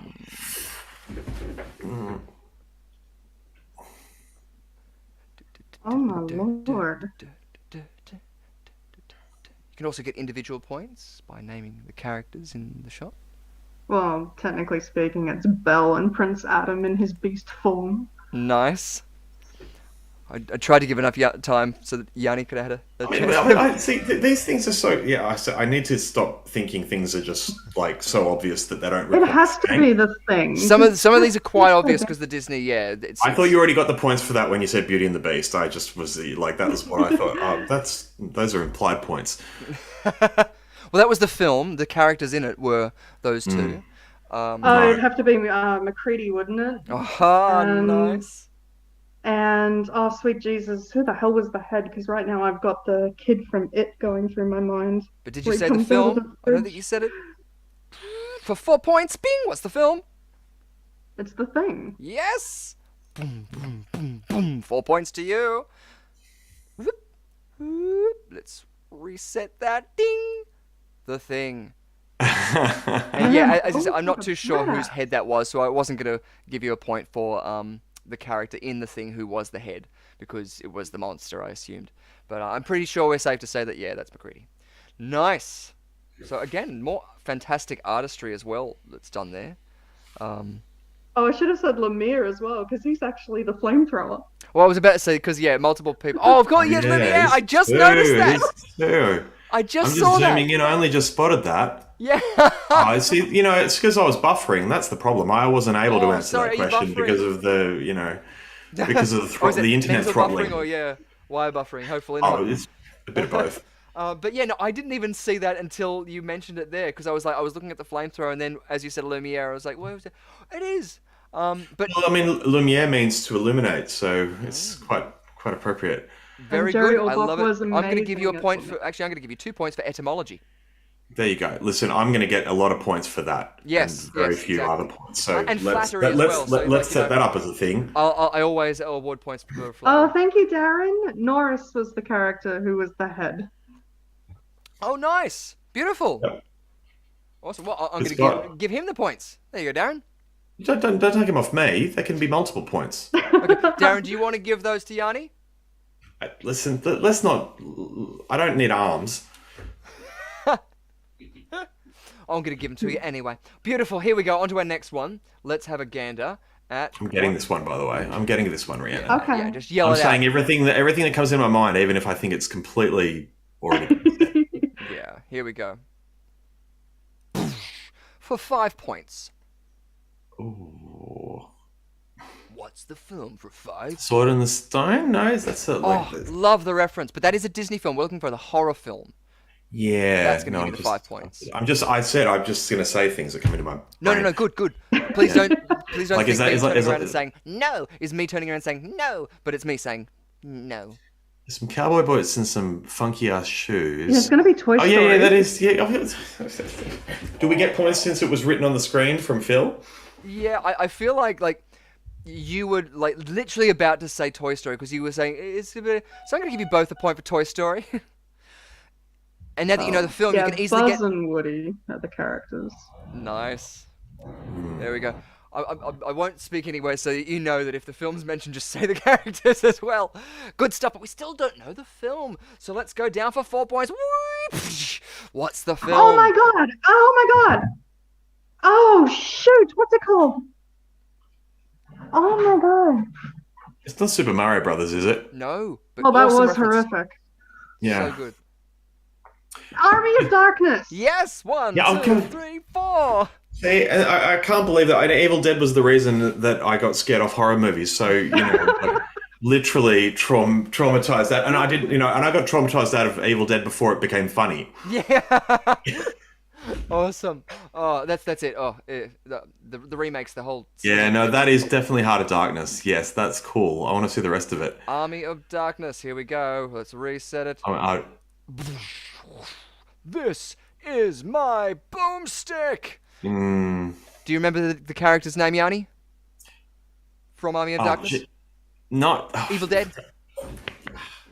If you burn something, it might turn to... It might turn to ash. Yes! Yeah! Awesome! You got the point. Awesome. For Walt More Disney's... etymology. Yes, exactly. And any It's other okay. Evil Dead facts, throw them in. Listen, it's a very small part of life. Evil Ash. There you go. Awesome stuff. Army of Darkness, and some great artistry. Actually, speaking of Toy Story, I can quote Buzz. Are you mocking me? Yes. Yes, I Yes, am. that's right. Oh, no, Beautiful yeah. stuff. Well, for impressions as well, you got another point. So, nice. Thank you very much. Yes. Yeah. Warren Money as well, ashing in there by saying Ashley. Yes. Ashley Williams. Yes. What's though? Warren Money. What in the Ash versus Evil Dead, Rhiannon, if you know this, leave it up to the commenters out there. What was his nickname that he was known in his town? What was Ashley Williams' nickname in his town from the TV show Ash versus the Evil Dead? Which a friend of mine who we were actually teaching improvisation at Newtown High School Performing Arts for a while there, Lindsay Farris, was in Ash versus the Evil Dead. He played the guy who was the Knights of Samaria. He was the guy who like pretty much was the one who was out to still destroy the Necronomicon. Ashy Slashy! Phil Robinson, you got it. Nice. Points. With a connected elbow. And yes, Darren got in there as well with Ashy Slashy. Fantastic. Nicely done. Wow. Good old Bruce Campbell. Yes, Bruce Campbell. Oh, such a dear. He's someone who I think would be a lot of fun to talk to. I think he'd be. Oh, he is. Yeah. He is. Have you spoken to him? Yeah. Oh, fantastic. That would have been a riot. Much like when I talk to like Robert Englund or something like that, I tend not to focus on the characters that they're all known as. I tend to pick obscure titles. Oh, yeah, So totally. I actually spoke to him about his very brief appearance in From Dusk Till Dawn 2. Yeah. Oh, cool. I love the interviews as well where they talk about how he was the guy who named, defeated, and something else with the Spider-Man films. Because in the first one he names him Spider-Man, and the next one he like doesn't let him into the theater or something like that. So yeah, he's like the bane of he is a superhero, and there is talks about him being in one of those what is it, superhero realms, because it's calling out for it. We need that chin to be like, you know, the Iron Fist of the superhero world. Yeah. Yeah. Oh, Definitely. I'd be up for obviously. that. Ash Williams is obviously a superhero in his own right. Like, you know, one of the games of playing with nostalgia and no genres out of ways. I like putting two characters up against each other, especially when the whole Chuck Norris meme was going around, when it was just like he could do anything. Yeah, he just roundhouse kicks them or whatever. And I was just like, I want to pose two like completely contrasting genres together. So has there ever been like a mashup that you've thought, oh, I'd want to see these two characters go together? What was it? I actually want to see a battle of the 90s between Ghostface and the Fisherman. Oh, yes. Yeah. I actually wrote a piece about that and had Billy and Stu versus Ben Willis. It's fan fiction. It's romantic and erotic fiction, isn't it? Yeah. Kind of, but when the Fisherman then actively challenges them on Twitter, it's even funnier. Oh, wow. Cool. Well, that's it. It's just got What like happens in a public forum? Yeah, he called him out and said that he'd easily take both of them out. So yes. Well, that's it too. If you're playing that character, how can you not turn around and go, "Yeah, I'd kick their ass"? Like, you know, unless your character is like really intelligent enough to know that, like, you know, they wouldn't. I mean, if you're playing a demon, like, you know, what would your motivation be? Something like Ghostface as well. Even when we were talking about physical performances too, I personally really liked the erratic nature of how Ghostface's run was. It wasn't the well, slow... Matthew Lillard actually spoke at a convention recently along with Skeet and said that the chaotic version of Ghostface was him, supposed to be Stu, whereas the more put together version that we saw was supposed to be Skeet. That makes sense, doesn't it? Yeah. And then when Jamie Kennedy breaks the fourth wall and he's watching Halloween, he's like, "No, Jamie, watch out, he's right behind you." Yeah. Coming out behind was actually Skeet in the costume. Oh, cool. Oh, really? Sweet. Yeah. Oh, the chronology. See, that'd be something fun. We should probably do on a different live stream where we would go through like a scene and we would go, okay, let's say where is this character now? Is it possible for, like, you know, this character to be in the Ghostface thing if they're still making a phone call at the same time? You know, I'm sure there's YouTube channels out there, but, you know, hell, we're gonna solve a mystery in an underground. We can solve a mystery with horror movies. I've never forgiven Wes Craven for killing Randy. I know, right? Yeah. I was surprised by that too. I was that was the scream, like it was screaming out for the spin-off, like, you know, or the next sort of like iteration to do. Yeah, but this is the thing. It's like sometimes like it's like people complain about movies being formulaic, right? And then when a director goes, all right, then, well, why don't we kill that person you love so much? And everyone's like, you cannot do that. Like, how did you think we would like that? Yeah. And so everyone complains, but they're like, at the end of the day, you're like, just do the thing. Yeah. Well, even speaking with that, like, I think one of the biggest gambles was we were talking about Star Wars recently. I mean, they did that with the current Star Wars universe. In my opinion, it was why break up something that's so important for a franchise. They've just bought, like, and accumulated all these things, like, give the one guy the 3 films, so that's going to give you an entering into this new universe you're going to create. Don't give a guy who's famous for subverting expectations, like, the next Bible reenactment, But maybe that's like, maybe you're thinking about it from a fan's point of view, which of course you are. But like, maybe when you're Disney and you buy the rights, you're like, you know what we're going to do? We're going to just blow the whole thing up in front of everyone, and it's going to be just like, and it's just going to be like, because we bought it. We can do whatever we want with it. And you're like, this is actually like a real life horror movie, and it's like... Yeah, well, and that's one of the actual optimistic things I'm hoping with the conglomeration of Cadbury buying everything, is the idea that you've got the options for these mashups now to happen. So universes where, like, the Fox had X-Men for so long, and they weren't able to do Marvel films in that universe because there was rights issues. There's still talks being done, but because Fox has been now bought up by Disney, there's the option that these universes can overlap. And so now we've got the brilliant things with WandaVision, where multiverses are explaining things and justifying things in stories, and new stories are being told based on the threads of those old elements. Yeah. Warren Money as well added a drinking game, which I'm always on board for. We're going to be getting a bottle of Sam Neill's wine so that we can sample that, or at least I can. Tonight, all I've got is the doctor. I was going to say, is there a way you can ping it out to us? About to say, we'll get that fiber optic thing, or a really long hose. I've got my mouth over my USB port. The third one, not the second one. Yes. Well, hopefully we'll be able to get a couple more sponsors, and we will be able to give the opportunity to both sample some wines and some different things, and give you guys. What's the point of being in showbiz if you can't get remote wine? Remote wine, yeah, remote that's it. Wine. I'll just go outside and fling it. Beautiful, but we got Jeremy Briggs, we got so many different things and options, so there is still the chance. But we are mid-game, ladies and gentlemen. I can't even remember how many we have got, but we had Army of Darkness up there last, so now let's go into our next one. So that would be 1, 2, 3, our fourth one, ding, for 5 points. Is this Sword in the Stone? Sword in the Stone, no. No, it's not. It's the Lord of the Rings. No. It's Mount Doom. Come on, it's definitely Mount Doom. No, it's not a horror movie, is it? The blood does help, but it doesn't. It's not going to help you really from this frame. No. There's a good shout out Also, there. is it The Lion King? Is it Simba? And is it No. Mufasa? But thanks a lot, Phil. I was only reading it because you said it. Yeah, everyone's just going to be spamming all their Disney names, like all the Disney films. Yeah, hell. It does look like that rocky outcrop, Okay, well, you know what? You've taken far too long, so I'm going to go to The Little Mermaid. Yeah. 1 point for A Little Mermaid. Do you know the Little Mermaid's name, though, Yanni? Ariel. Yes! Yes! Of course I know it.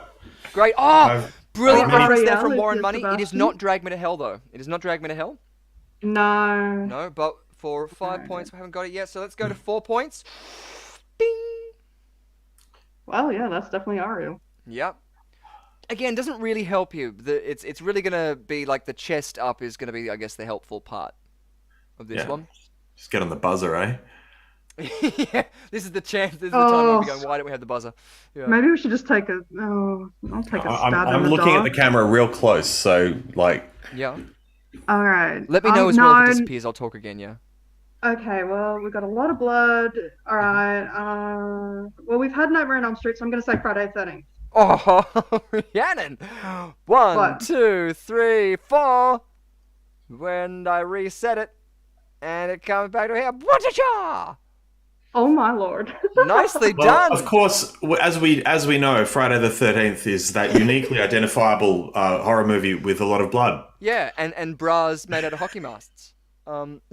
See, But we didn't even see those yet. We didn't even get to see no, we them didn't even yet. get that far, did we? No, but I would have just sat here going through every slasher, so I started with Friday the 13th. That was great because again, you took that as a random guess and you got it. I was waiting for someone to say The Shining just because the blood. Oh yeah, That was just another one that I was down the thinking, hallway. yeah. Yeah. Yeah, but for one other point, who is the character? Who is the guy in the hockey mask? Jason. Yes. Jason Voorhees. Yes. Okay. Perfect. Oh, Nicely thank done. God. Didn't even need to get it from Phil. Oh. Beautiful. Friday the 13th. Awesome. And we'll go into. I mean, it's a good thing that I am well aware that I am competent in multiple other areas of life, or this would be absolutely ruining me. Oh, we hope you don't feel down with it because this is more about. I don't. people This and is what I'm saying. Like, I'm more than happy with the rest of my life, but it's very nice every now and then to just be humbled. No, seriously, just to be trounced by someone who's just vastly superior than you in every single aspect of an area. It's like it's very humbling and it's great. You should try it sometime, Rihanna. Yes. Well, if someone can beat me, then so be it. Well, that's it. Exactly Yeah. right. No, well, Like, that's you it. know. We'll have to get Saul back, so that you've got to play a Better Beat Saul. That's the one. Better thing that we're call missing out Saul. Yeah, we better call Saul. Get him on there. Beautiful. Okay, well, we'll have our last one up there. So this will give you the chance. Now, this one's going to be a little bit different. It is from a different artist, which I'm going to try and bring her name up. But there's 3 characters in this, and it is, yeah, it's a horror film for 5 points. Oh. So there's 3 Well, that's characters. Cruella. Yes. Looks like Cruella. 101 Dalmatians or Cruella. I see At the least it has spots. Dalmatians. Oh, you've said that, and I can't remember if it is Cruella. I actually thought it was somebody else, but now I'm going to quickly try and double check it. The color scheme, I think you're The spot on color there. scheme Yeah. screams Cruella. The fact that there Yeah. are spots on one side So there's 3 says characters. to me that she wants her Dalmatians back. Yeah, Patch and Pongo. Who was the female? Who was the female Dalmatian? Perdita. I know my Disney. What can I say? No, they're all human. Well, Cruella. Well, Adidas. yeah. Cruella was kind of human, and Horace and Jasper were her henchmen. For 4 points. Actually, maybe that's the Queen of Hearts now. Yeah, that's what Oh, I thought nice. 1 before. point. No way! Ding. I thought that before and I didn't say it because I was like, there's no way it's that. Oh, sorry. Yeah, if It's you from had Alice said in it, I would've- Wonderland. Sorry. Is it from Alice in Wonderland? I mean, it's Yeah, Yes, that's the you Queen got a of point for Hearts. Alice in Wonderland? Off with her head. Yes. it's What was it? When I did that on stage, what was it? Tanya Hennessy was our Queen of Hearts. You really have to hope people have got the reference. It's YouTube. Hopefully Otherwise, it's off the only their place. heads is quite aggressive. Oh, I love the references, not Misery. Hey! They might be helping you out in the... Hocus Craft? Pocus? Yeah. You got Hocus Pocus. 1, 2... Did I say 4 points for that one? Why did I choose the wrong one? Of course. It'd be the Right, Sanders I'm sorry. sisters. Beautiful. Well, I'll Seriously, expand like- it now, and we'll see if we can get the rest of the characters. I love that. That's such good. Yeah, she's a great who's artist. the Okay, artist? Ursula, Cruella, and Yeah. Queen of Hearts. That is, yeah, that's Cruella. It's not the woman Wow, from Emperor's New I love Groove, that. is it? No, because that's she's got definitely two-tone hair. Cruella. Yeah. So you said Cruella? Yzma from the Emperor's New Groove. Is... Oh, oh my god! I didn't even spot that. I love that movie. Yeah, but that is definitely the Queen of Hearts on the. Why do we even have that lever? Yes. Pull the lever, Crunk. Yeah. Oh, Eartha Kitt was amazing as Yzma. Anyway, Yeah. it's, Oh, she was so amazing. So good. And did then they- you've did they have a got spin-off? so it is what is it? Cruella. Cruella is Sarah Sanderson. Ursula will be Winifred Sanderson, and that leaves the Queen of Hearts as Mary Sanderson. Nice. Beautiful. I think that's all the references that are there, because Hocus Pocus, you said the films, all 3 films. Nicely done. Beautiful. Awesome. So, yes, that's a fun game of mashups there. Monster mashups. Very well done. And if we have a look at the scores now, we have Yanni on 12 points, and we have Rhiannon and Elizabeth Irons on 34. well, I tell you what, yeah. it's going to make this comeback all the more impressive when it Oh, happens. yeah. Hells yeah. Well, at the and I'm moment, going to I'd be like to point ruthless. out So, I've beaten Robert Wood now. I'm happy. yeah, that's it, yeah. You'll be Like, able- you're going to have to undermine the integrity of this program significantly for me to win, or even be competitive. Well, if there's ever a tie, we usually just like throw the knife into the ground, like remove the chairs, and like let you go at it like the Alamo. Beautiful. So we'll close down movie mashups, and how many? We've had 3. I think it's about time that we have a pop quiz with hot shots, so that Rhiannon Elizabeth Irons can ask us her trivia questions for this week. So you get ready, you get set, and see if you can get the points in this round.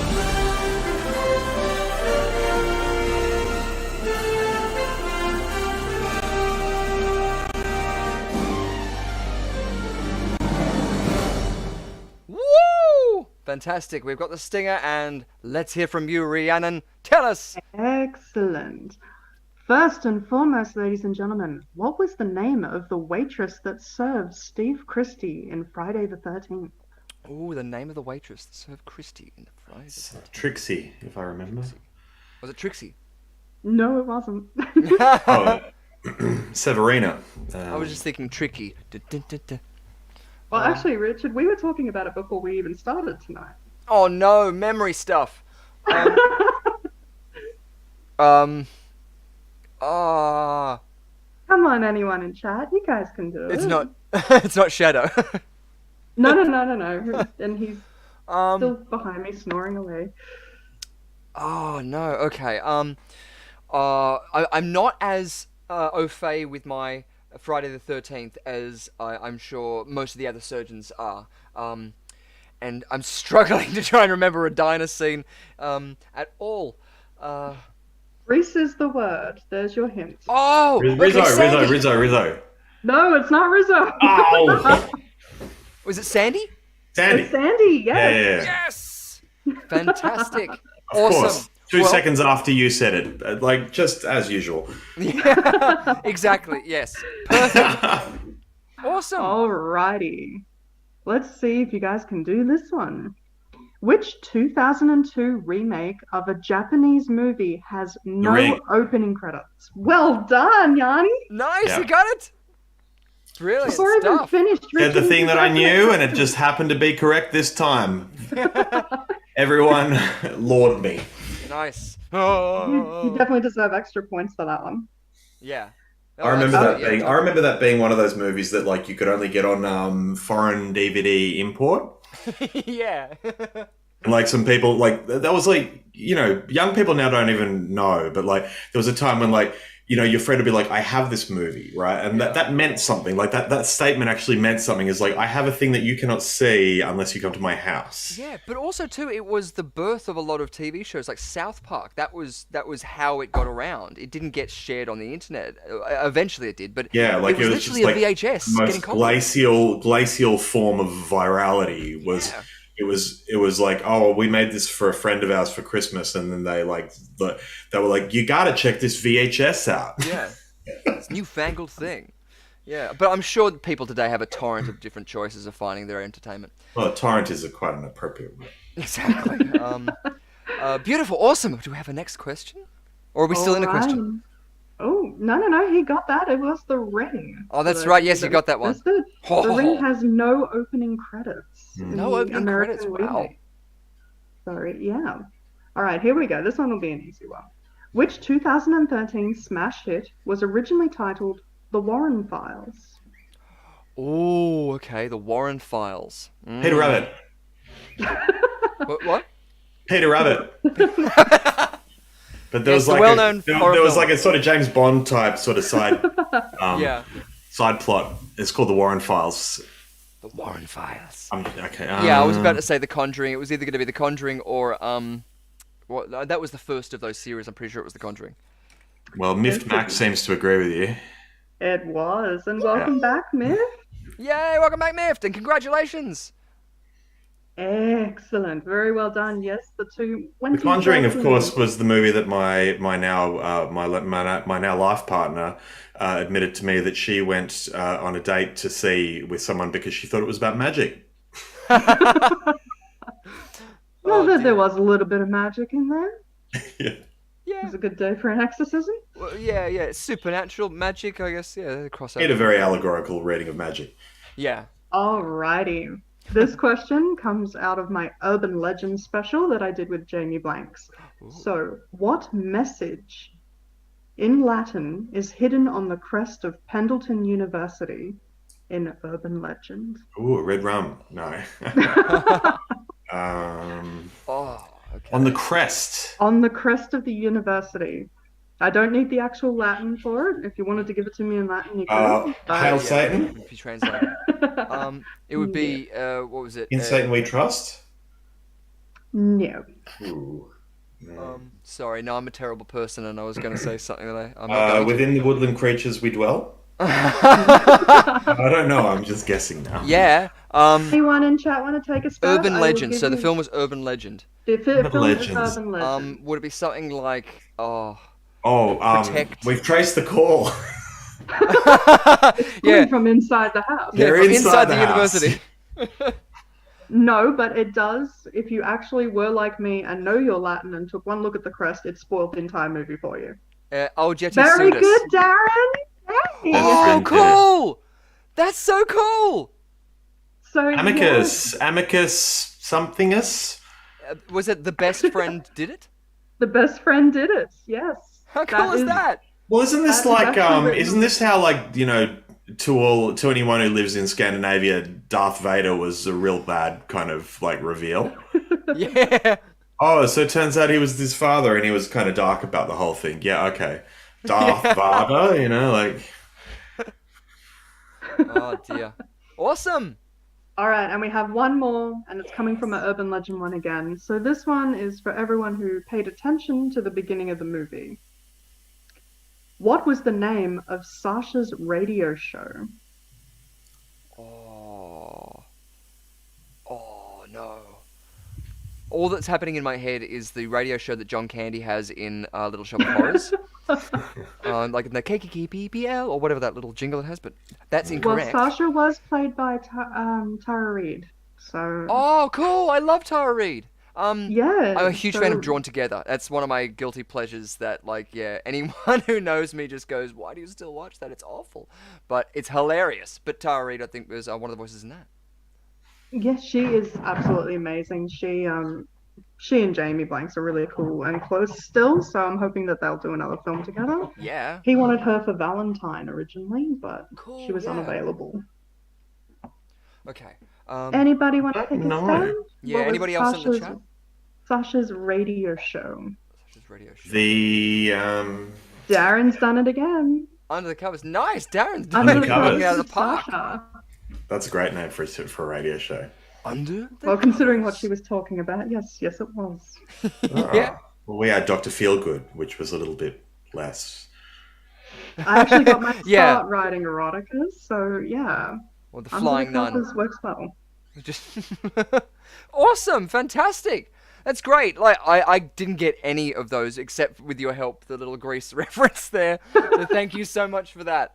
Oh, you're welcome. Yeah, and I hope you don't mind, but there was a couple out there that I flung the points over to Yanni for because Go he for read it. out those comments that were there in the chat. So Because of redistribution, like, absolutely, and because of just rewarding mediocrity. It's great. part of the reason that I do like hosting trivia and stuff like this because I find the points allocation and winning stupid and frivolous. One of the things that really gets me is when you watch charity shows with comedians or any celebrity and they go, okay, so we're going to do this. Oh, you only got half of the $100 million prize we were going to give to said charity.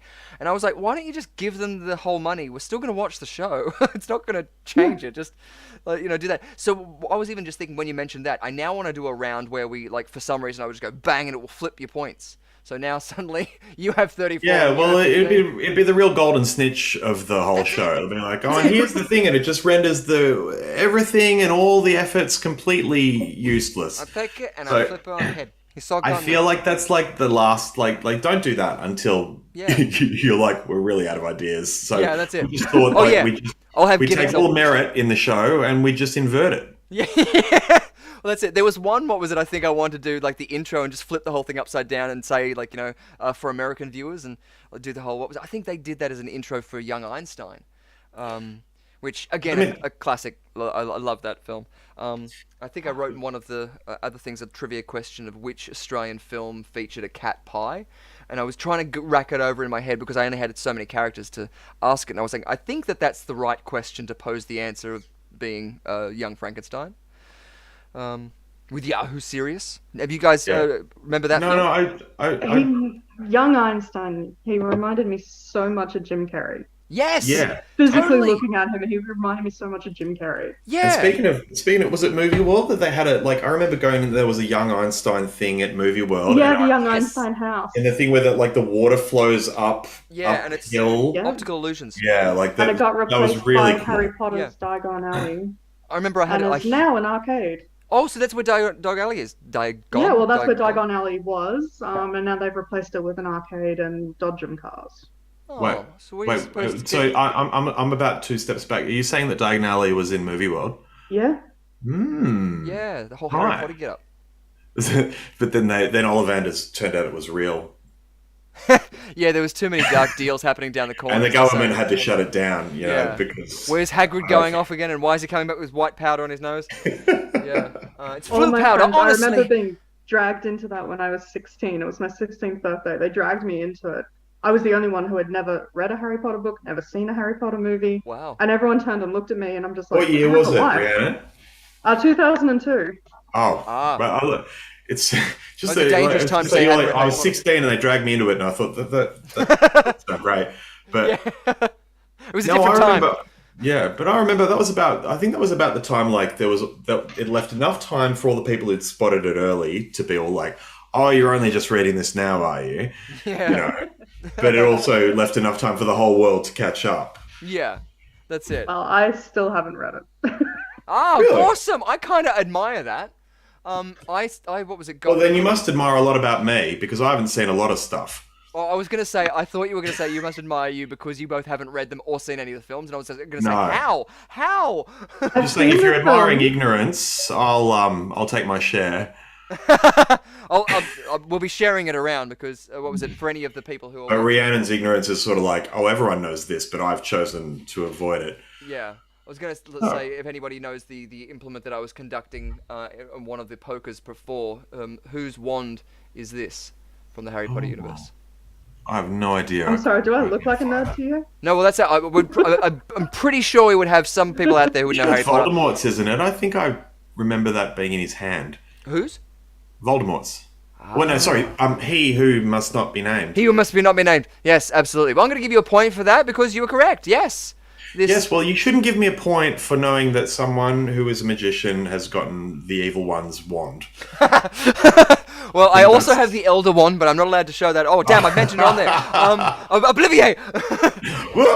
But no, I sort of did it, and I wanted to do it as like a subtle thing because I didn't know some people can get really diehard about their fandom, and so some people might have been offended. I have in some classes whipped. That sounds terrible.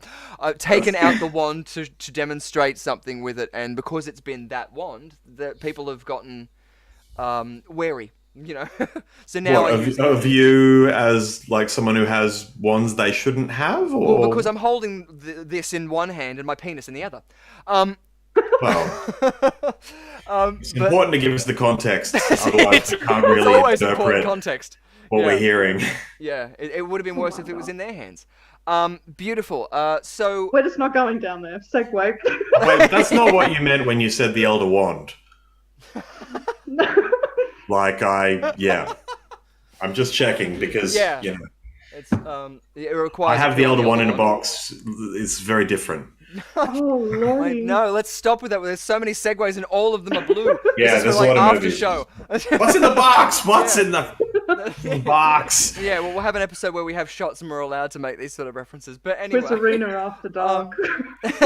just before we move on to our next round, I did want to make a quick mention to our fantastic sponsors at Davy's Chocolates. I'm going to try and bring this up onto a full screen. By the way, like, I love Davy's Chocolates, and at the minute you mentioned it, I was really upset that I had to be on camera for the next 2 hours because I was like, oh my god, I'm so hungry, I want chocolate right now. Yeah, I know. Look at these ones. These like are the delicatessen. Yeah, because the ones. pictures are helping. Yes, I'm just rubbing it in. We've got salt. This was salt that we're going to rub into those wounds. So yes, all of these are handmade, and they look absolutely delicious. And there's a whole bunch of different varieties there. So we have a 40% off. The close-up, great. Like, do you mind Like, Is this because I said last week, if you just give me chocolates, I'll do anything? That's it. It's all a ploy. that's because you're a human being. I mean, like, is there any human beings where you're like, well, if you do it, we'll give you some chocolate, and they're like, no, I don't think so. I don't think. No, well, that's it. The turmoil I had when we had Krispy Kreme on, it was just like, oh, do I actually give out the prizes, or do I just give my address? I ended up, like, as I said, just like driving past there and just going, well, like, they were a sponsor, so it's giving back to them. Yeah, like, does the sponsor, is the sponsor better served by me distributing the prizes more broadly, or making my entire life like a sort of like desperate chase of their product? Every week replying back and saying, we need one more is prizes. They're not liking them. Yeah. I'm feeling attacked because that's what I was doing before we started tonight. No. Well, you know what? I mean, this is such good advertising for Dave's Chocolate, Yeah, no, good point. Because they are just up the road there. I went and popped in and had a visit there, and they're a beautiful little old shop, and it's a mum and pop sort of shop. I spoke to the owner, who was Noel, and a lovely man, and he's still the same guy who's making them. So I'm personally really, really happy to have these guys on, not just because they're local to me, but because they're a small business who are providing a fantastic quality. It's amazing when you see people make chocolate in front of you. It's like it's incredible. They're so really beautiful. Like, I love that. Like, you dip it in, you pull it out, and there's just that little bit where it all kind of falls off, and then it comes back up. And they've got a finesse that's artistry. It's not a machine doing it. It's the people doing it, and every chocolate is individual, and it's annoying because you end up going, oh, I want this one, then I want that one, and so you end up just getting like one of everything. It makes it worse when you scoff them. Yeah, it does. You think about how much effort went into making them. That's it. Nobody mind me. I'm just placing an order. No. Oh, God love you. That's lovely, Rhiannon. Beautiful. So, just before we do go into it, we'll read out a couple of little terms and conditions, though. Yeah. So, you just need a Gmail account to be able to play along. In order to play along, all you need to do is to pop the corresponding correct number to the correct answer in the chat on the side there. We're going to have 10 questions of multiple choice questions based around the film industry, and they could be easy, they could be medium, or they could be hard difficulty. These things are all relative to one's level of knowledge. Exactly. It is all relative. Yeah, precisely. So there might not be a horror movie specifically, but I know that there is at least one horror movie question in there. So yeah, be onto it. And it is a timed thing, so I think you have around 20 seconds or 30 seconds to answer, but do keep up on it. Read the question out and go off that rather than waiting for me to say it. And yeah, jot it in on the side there. If you are our winner, it will be determined by the Live Reacting website, which you'll see on the leaderboard at the end there. And if you are our winner, please send us an email at rushcutterentertainment@gmail.com, and you'll have 5 days to do that. We'll then get that email and respond by giving you a keyword, which we'll ask you to place in the comments section below this live stream. And that's just to verify that you are who you say you are, and that you're not one of the body snatchers, or you haven't been snuck away by the blob just yet. Once we have got that verified, we can then send you out that code that you can use to your heart's delight. I'm so confused because all I'm doing is imagining the silky smoothness of those chocolates, and yeah, jealous, I guess, is what I'm trying to say. Beautiful, ladies and gentlemen. So, yes, this quiz as well is not affiliated with YouTube at all, so please direct any of your queries to rushcutterentertainment@gmail.com. We do have the email address down in the description below, so if you are so inclined, you can get it in text form down there and just literally copy and paste it. Great stuff. I think I've said everything and given you guys enough chance to go into it. Is there anything you guys would like to add before we get into it? Have fun and good luck. Yes. Everything that needs to be said has been said. Everything that, yes. And if it hasn't been said, it is in our video description below, in our terms and conditions. Beautiful. Sweet. Well, when it gets to about a minute, we'll probably do our little stinger that goes into it. Until then, we can sort of just filibuster for about 48 seconds. Well, I like when you put me in that TV because I've got Rhiannon's score underneath me. Yeah, so it looks like you got 34. And it makes me think that maybe I'm Rhiannon Elizabeth Irons and I'm doing very well. Yes, keep believing that. Yes. And then I remember that I'm not, and that I am not.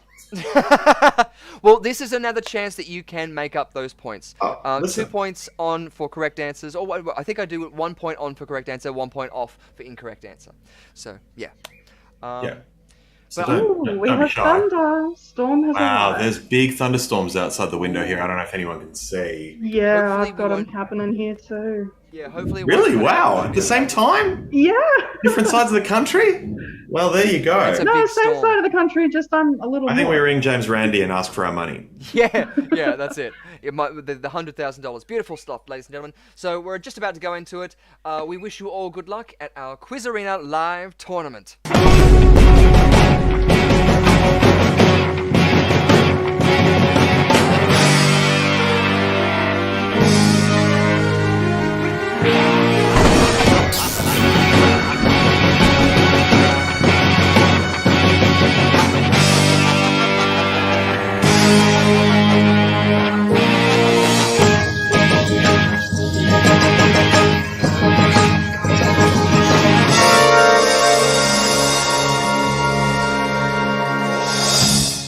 Beautiful stuff. You got about 14 seconds left to go. Oh, he's getting You ready. can see. Oh, good. You're gonna see the lightning soon. Oh, sweet. Yes. Down for some lightning. 5 seconds to go, ladies and gentlemen. And we'll bring it back up onto our screen. Okie day. For our first question in our Quiz Arena tournament. Which movie released in 2016 features Superman and Batman fighting? Well, we said that they were easy, medium, and hard. 1. Batman vs. Superman Super Apocalypse. 2. Batman vs. Superman Nightfall. 3. Batman vs. Superman Dawn of Justice. 4. Batman vs. Superman Black of Night. Awesome. Anyone that pokes out for you guys in there? Yeah, well, it's 3. It's number 3. Yeah. Yeah, it is number 3. I didn't know if that was one of those ones where I'm like, do we even have to answer this? And then Rhiannon answers it and gets a point. Yeah. Oh, so, yeah. No, well, you both got a point for that because you both, well, as in, we will wait to see because I haven't written these answers out. But I mean, it might be wrong, but it's not. I love we might be Jeremy wrong. Irons It's as not, no. Alfred. It's good to see that you've seen it. It's always more handy when people have actually seen the things that we're referring to. What did you think of the film? Were you a fan? Are you a Batman or a Superman fan? There we go. That's a better one. I'm a Batman fan. Oh, cool. Awesome. What about you, Yanni? Well, I'm a Superman fan, but that's because I am a Batman, right? So I don't need to watch Batman because I have my life, right? You know, and You're a I've had detective. I've had Well, late. this is Has anyone else had these late night conversations where This is why we you need speak? you on Halloween. It's just like who do you date, Batman or Superman? Yeah. Bats Oh, entirely. wait a minute. Yeah. I'd be worried about just having, I don't know, the under the covers stuff with Superman. Anyway, let's go back into it for question number 2. What name did Tom Hanks give Wilson. to his volleyball companion in the film Castaway? 1. Wilson. 2. Jones. 3. Friday. 4. Billy. Now again, you may know. So why don't we filibuster a little bit with this, just because some people may not have seen it. I'm assuming you guys know this. Oh, it's a fantastic movie. I love that movie. Tom So Hanks. good. Tom Hanks, brilliant. Mwah. He packed on so much weight and then lost it all as a result of acting as that castaway. So I mean, it was incredible. It was Christian Bale before Christian Bale was Christian Bale. That's it. That's it. Exactly. And what was it too? Tom Hanks is. I loved it when I saw the Ruttles too. So the Ruttles was a parody film about the Beatles made by Eric Idle and Neil Innes. And they had a sequel for it, which came out in the 90s or 2000s, and Tom Hanks was in it, and he was talking about the triangle record that they have. And so now I'm trying to get a record that I can cut into a triangle shape so that I can make a proper triangle album from the Ruttles too. You can cut any record that you don't care about very much into a triangle. Exactly, yeah. So of course you guys would have Don't said. take one you like though. Yeah. Would you have said it was? The It name was of the Wilson. Oh, it's definitely Wilson. is definitely Wilson. Absolutely correct. Wilson! I'm That movie was sorry, one of those. Wilson! That movie was one of those ones like AI that had like that sort of false ending in the middle of it. Like, you know, when you think Yes. it's over, and then there's the bit where he comes back into like society, and I was like, oh, there's more of this movie, Yeah, and it was like almost a completely different movie. exactly. Awesome. Yeah. Question number 3. What was the first film to ever use the Wilhelm scream, or a Wilhelm scream? 1. Treasure of Sierra Madrid. 2, The Charge at Feather River. 3, Indiana Jones. 4, Distant Drums. Now, a Wilhelm scream was a sound effect that I've heard was carried over from the vaudeville days, and it's a sound effect that if you heard it, you would know it. It's like the ow. In fact, I'll try and see if I can find I'm it. gonna go with number 4, Distant Drums, only because I've never heard of it. I imagine it would have been an old film too, because it was. I think as it's I said, 1 or 2, but I don't think. I think it was maybe 2. It was definitely. I just remember it was like a no-name movie that they first used the Wilhelm scream. Well, I mean, no-name is in like, you know, it's not like a. It's not a mainstream in pop. thing. Yeah, it's not a pop culture thing that people go, oh, I definitely know that. Yeah. So here, I'll just see if I I can have bring no it up. idea, so I'm just gonna go with 4. Yeah. With 2. Oh, nice. Distance Drums. Oh shit. You got that one right, didn't you, Brianna? Yeah. Awesome. And so, am I to interpret the fact that the one I chose has not even any red in it, that it's like more wrong than the other ones that are wrong? Yeah, hold on a second. Just bring it up. No. All those 3 of those were equally wrong, just no one chose them. So question number 4. Who directed the movie Alien? 1, Ridley Scott. 2, Michael Bay. 3, James Cameron. 4, Christopher Nolan. Ridley Scott. For this list, we're I'm going to try and play the Wilhelm scream. Reams. So that's the Wilhelm scream, or a Wilhelm scream. The reason I thought that it was a Wilhelm scream, though, because I thought that was his name, A. Wilhelm, because again, it's the same thing. I do stuff like that all the time. Yeah. So who would you guys say was the director It's of Ridley Alien? Scott. Ridley Scott. Yes, it was Ridley Scott. James Cameron did the sequel though, so Yeah. See, this is what I was worried about with the generating of the questions. At one point, when you came on, Rhiannon, I had to up my game and make a lot of hard questions, and so I had to go through and I made them purposely really hard, and they were all really hard, too hard. That's why I was sort of going, okay, now I haven't got the time, I'll just do this. It's not actually that I'm ignorant. It's that I've been asked too much. That's it. It's too much. Too much. You ask too much of my me. My brain does all the time. It's just too much cognitive load. Ridley come Scott on, was it's not correct. that much of a challenge. For me, no. No, I'm seriously, I'm not. I love film, and something just randomly sticks in my brain. That's awesome. It's like my answer for everything is Vladivostok, just because I like saying Vladivostok. Vladivostok is a fun thing to say. Yeah, awesome. What character in the Winnie the Pooh films was added by Disney and does not appear in the original books? 1, Tigger. 2, Rabbit. 3, Heffalumps. 4, Gopher. I think is it Tigger?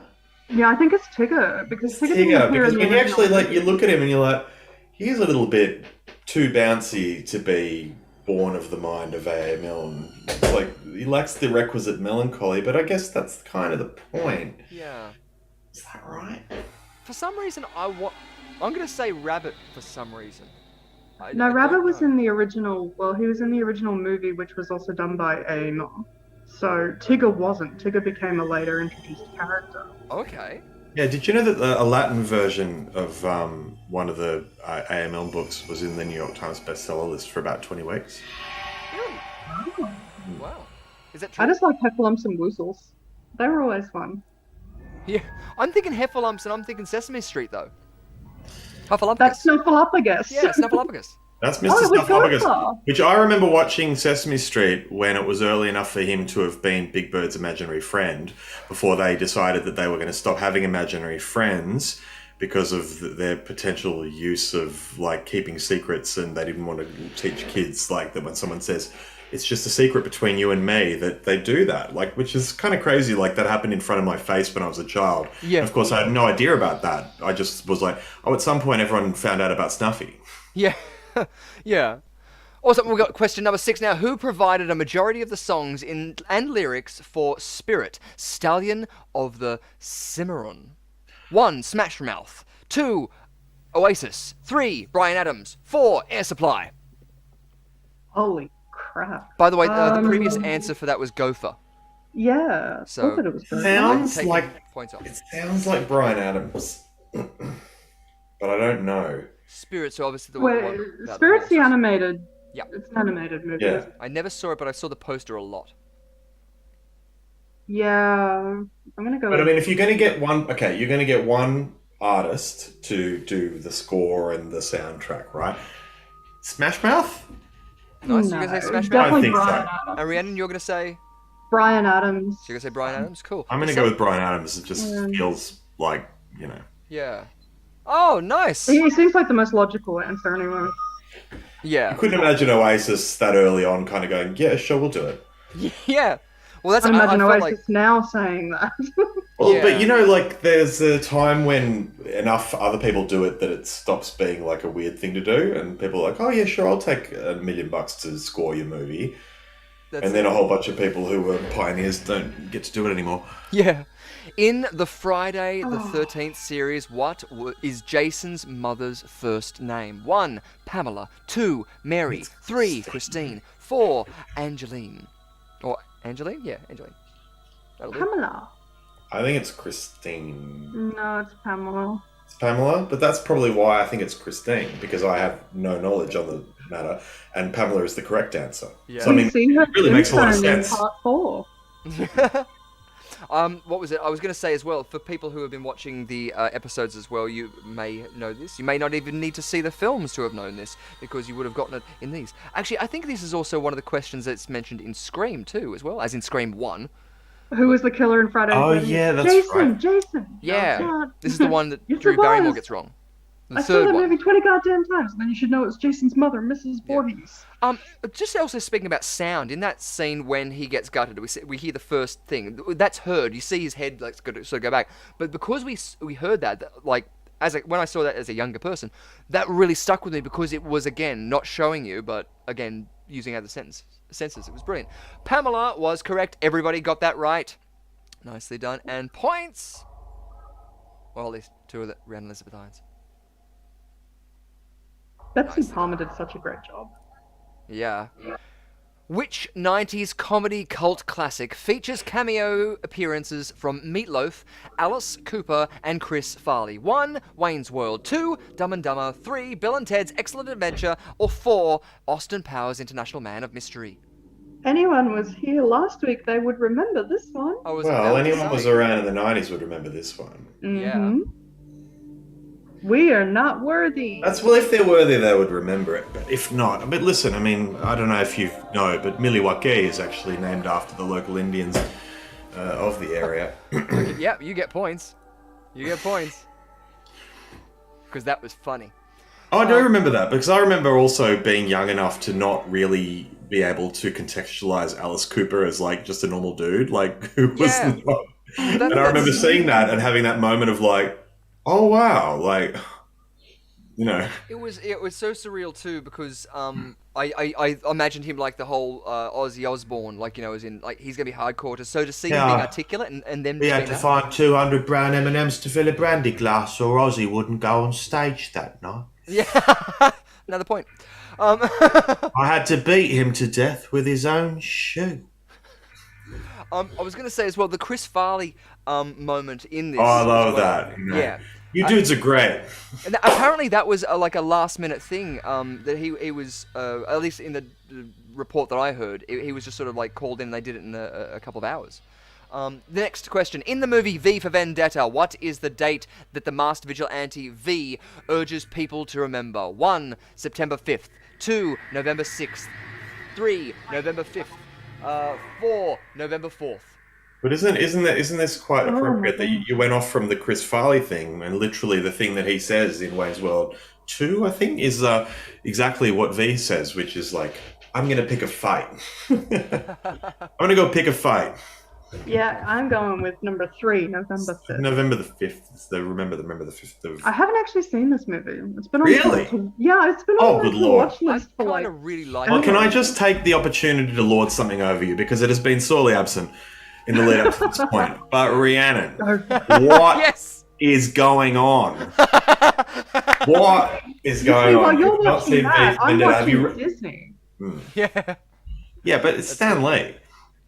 Beautiful. Yeah, don't care. What was it as well? It was Hugo Weaving too, behind the mask. Yeah, he was great in that. Yeah, really good. But also the physical form, the actor who did it beforehand is still in the film. Apparently, a lot of those shots are his full body and Hugo Weaving just doing the voice. He did some of the shots, obviously, as well, but there are some sequences. Just like in Back to the Future, there's the punch that punches Biff is apparently the original Marty. Cool. Next question. It wasn't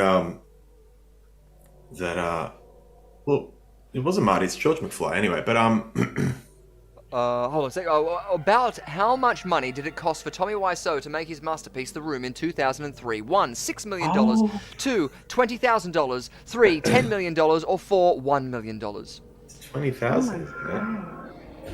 Something like that. My friend has basically said to me, Yanni, we are gonna watch The Room one night, and that one you'll need to be drink. Yes, well, it's been explained to me quite clearly. Oh, hi, Mark. I've seen a few clips from it. It's very funny. It's got good green screen in it. Like the green screen, like compositing is really quite good in it.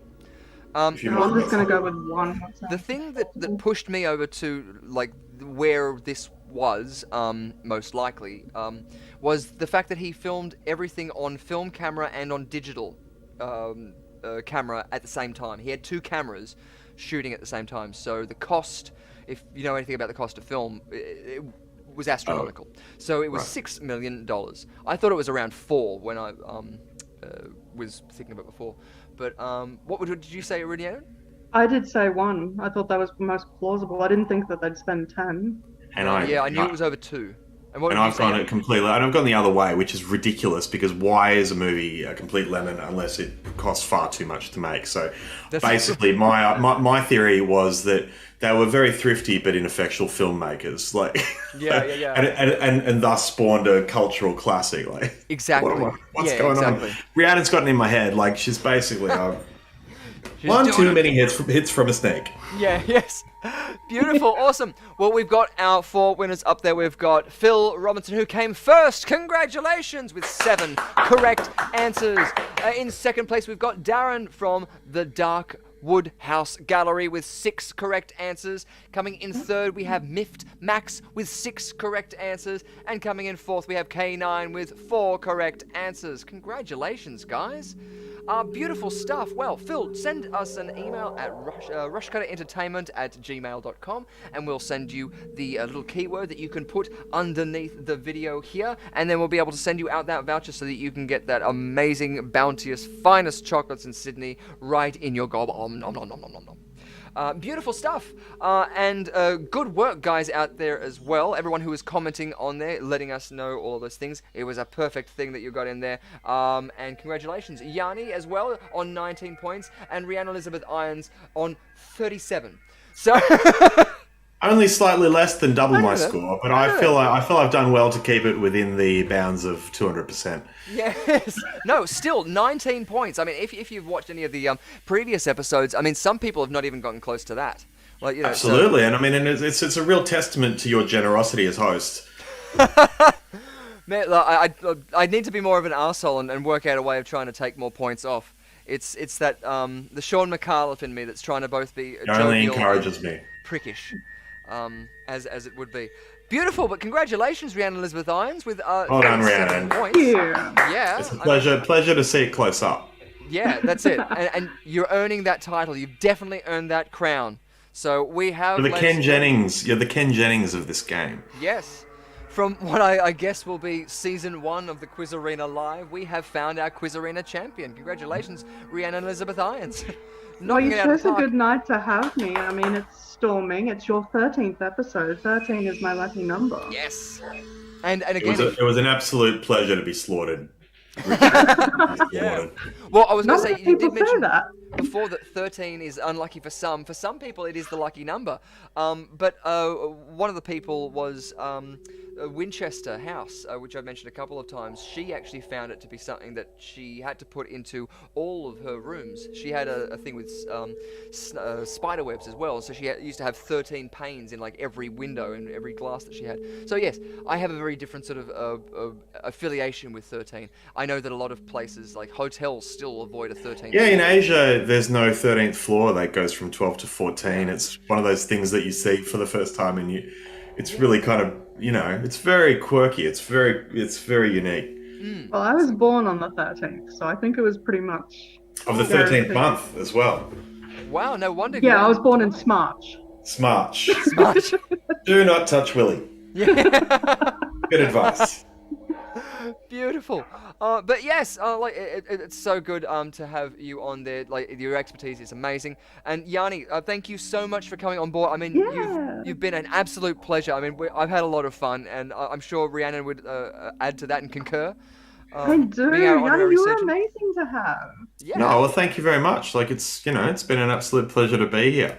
Oh, yeah, it's been absolutely a pleasure to have you, and we would love to have you back again. And as well, we would love to have you as a segment of our pop quiz with hot shots to maybe ask. Yes, I could definitely. Yeah. That way you can get your own back and make sure that, you can. That's the solution to ignorance, is to lord knowledge over others. Yeah. Yes. We give you the opportunity to turn the You're tables. revealing my secrets. That's it. Beautiful. So make sure, ladies and gentlemen, that you hit up Yanni's Facebook link that I put in the description down there and in the chat for the Substack. I'm not too sure what a Substack is, so that's why I'm trying to... It's basically a place of writings. It's a place of writings. Oh, like a blog. Yes, fantastic. Awesome. No, we don't use the word blog anymore. It's so 2020 lame. I thought you were going to say it's so 2020, but then everyone thinks that would be in hindsight. But definitely get along there and check it out. And thank you so much, Yanni, for coming in here. And we would love to have you on our Quiz Arena escape room, because I think that you're going to be one of our smartest people helping us out there.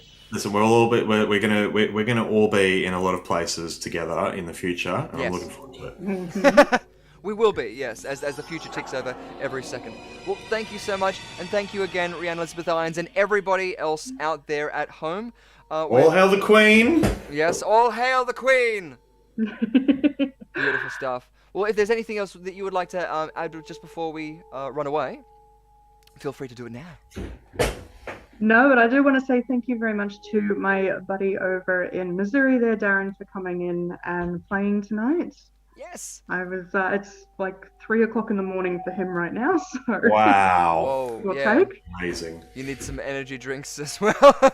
Thank you so much, because you've definitely helped both us, all of us out here tonight. So good to see that expertise out there. And thank you, Miffed Max, and everybody else who has returned. We've got K9, Phil Robinson, and you're chatting out there. And what was it, Warren Money, I think as well. Yeah, Warren's in Perth. So. Yeah. Oh, fantastic. Good. We always do love to hear as well the people that are around the world and around the nation. So do give us a shout out. And we hope to see you again on our escape room. Oh, that's right. Just before we do, every week what I try to do is I try to do a little teaser just so that we can tag it on to our next episode. So might as well do it now, because I get to show off some of the games as well that we didn't play this week. So if you tune in each week on Thursday at 7:30 for the Quiz Arena Live, you can experience some fantastic games. But not only fantastic games, some fantastic guests as well. Like Yanni, that's right. Say hello, Yanni. Oh, me? I didn't think you were referring to me. Of course I did. I did. And our It really took me. Yeah. and Quiz Arena champion, Rhiannon Elizabeth Irons. Say hello, Rhiannon. Hello, my darling. Oh, say something again, even louder and bigger. As we give Hello, applause. my darling. Yay! Fantastic, beautiful. And you could be a Quiz Arena champion to yourself. Join us, because some of the games that we didn't get to tonight were Chicken and Egg, which, if we flip to this one, you'll be able to see a fantastic game. Now, this is a biological question, I guess. This isn't a philosophical question. Which came first, the chicken or the egg? Or the Channel 9 logo in the bottom right-hand. You're right, the Channel 9 logo picture. did come first. In fact, that's what I should have done. That's what a now watermark I know is. Exactly. I should have said Channel 9 or Channel 10. Which came first? Talking about your generation, Channel 9 or Channel 10 version. That's good. But from a biological perspective, an evolutionary perspective, would you be saying? Oh, definitely. The I know which one this is. It's just, this is a small nephew of mine was like, well, clearly it's the it's basically that at some point there became a creature that didn't used to lay eggs, but then it did lay eggs, and then it laid an egg. So it's the egg. Yes, it is the egg. Fantastic, of course, because it would have to generate the mutation in the offspring that then would go on generationally. Fantastic, awesome. So that was literally just a game of which came first. But I can't reveal to you which one they are because, of course, then the players at home will be able to have prior knowledge. Now, one of the other games that we didn't get to tonight, but that we are very much looking forward to, because now that we're steering out of our Halloween season, we're not going to be so spoopy anymore. Not exclusively spoopy, at least. We might be freeing it up to all entertainment. And one of those different entertainment areas is a TV show that used to be on the ABC called Spicks and Specks. So we've got a game called Spicks and Specks. And literally just stealing their intro.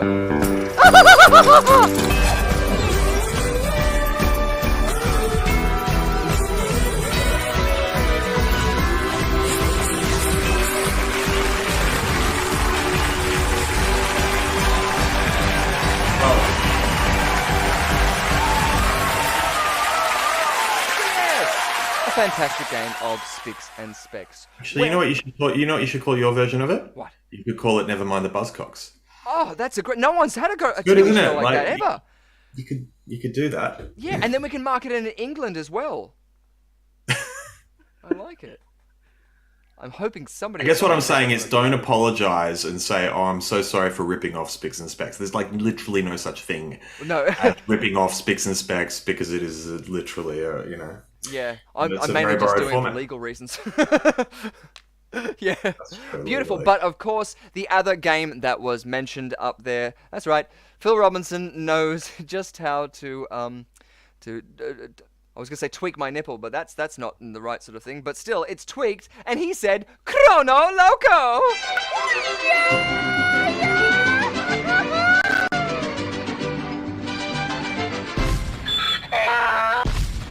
Fantastic. So, of course, in that game, it's just putting those into the chronological order, which came first, which ended up last. But we're not playing those games because, unfortunately, we've come to the end of our Quiz Arena Live event for tonight. So, please join me in thanking Yanni. Thank you so much. Thank you so much for coming on board. We hope to see you very soon. And thank you, Rhiannon, Elizabeth Irons, so much too. Give us a big shout out there if you want to see any of those games in the future. And thank you so much. Beautiful stuff. Thank you as well out there, ladies and gentlemen. We'll hope to see you next week. Same bat time, same bat channel here on the Quiz Arena Live. And of course, this Sunday on Halloween, stay away from those trick-or-treaters and come and play some games with us. You can also win some prizes. We may also have another prize of more chocolates to give away. But you can win an escape room. So come with us to the subway and solve a murder. Until then, I've been Richard Lovegrove, and we'll see you next week on the Quiz Arena Live. Ciao! L'chaim!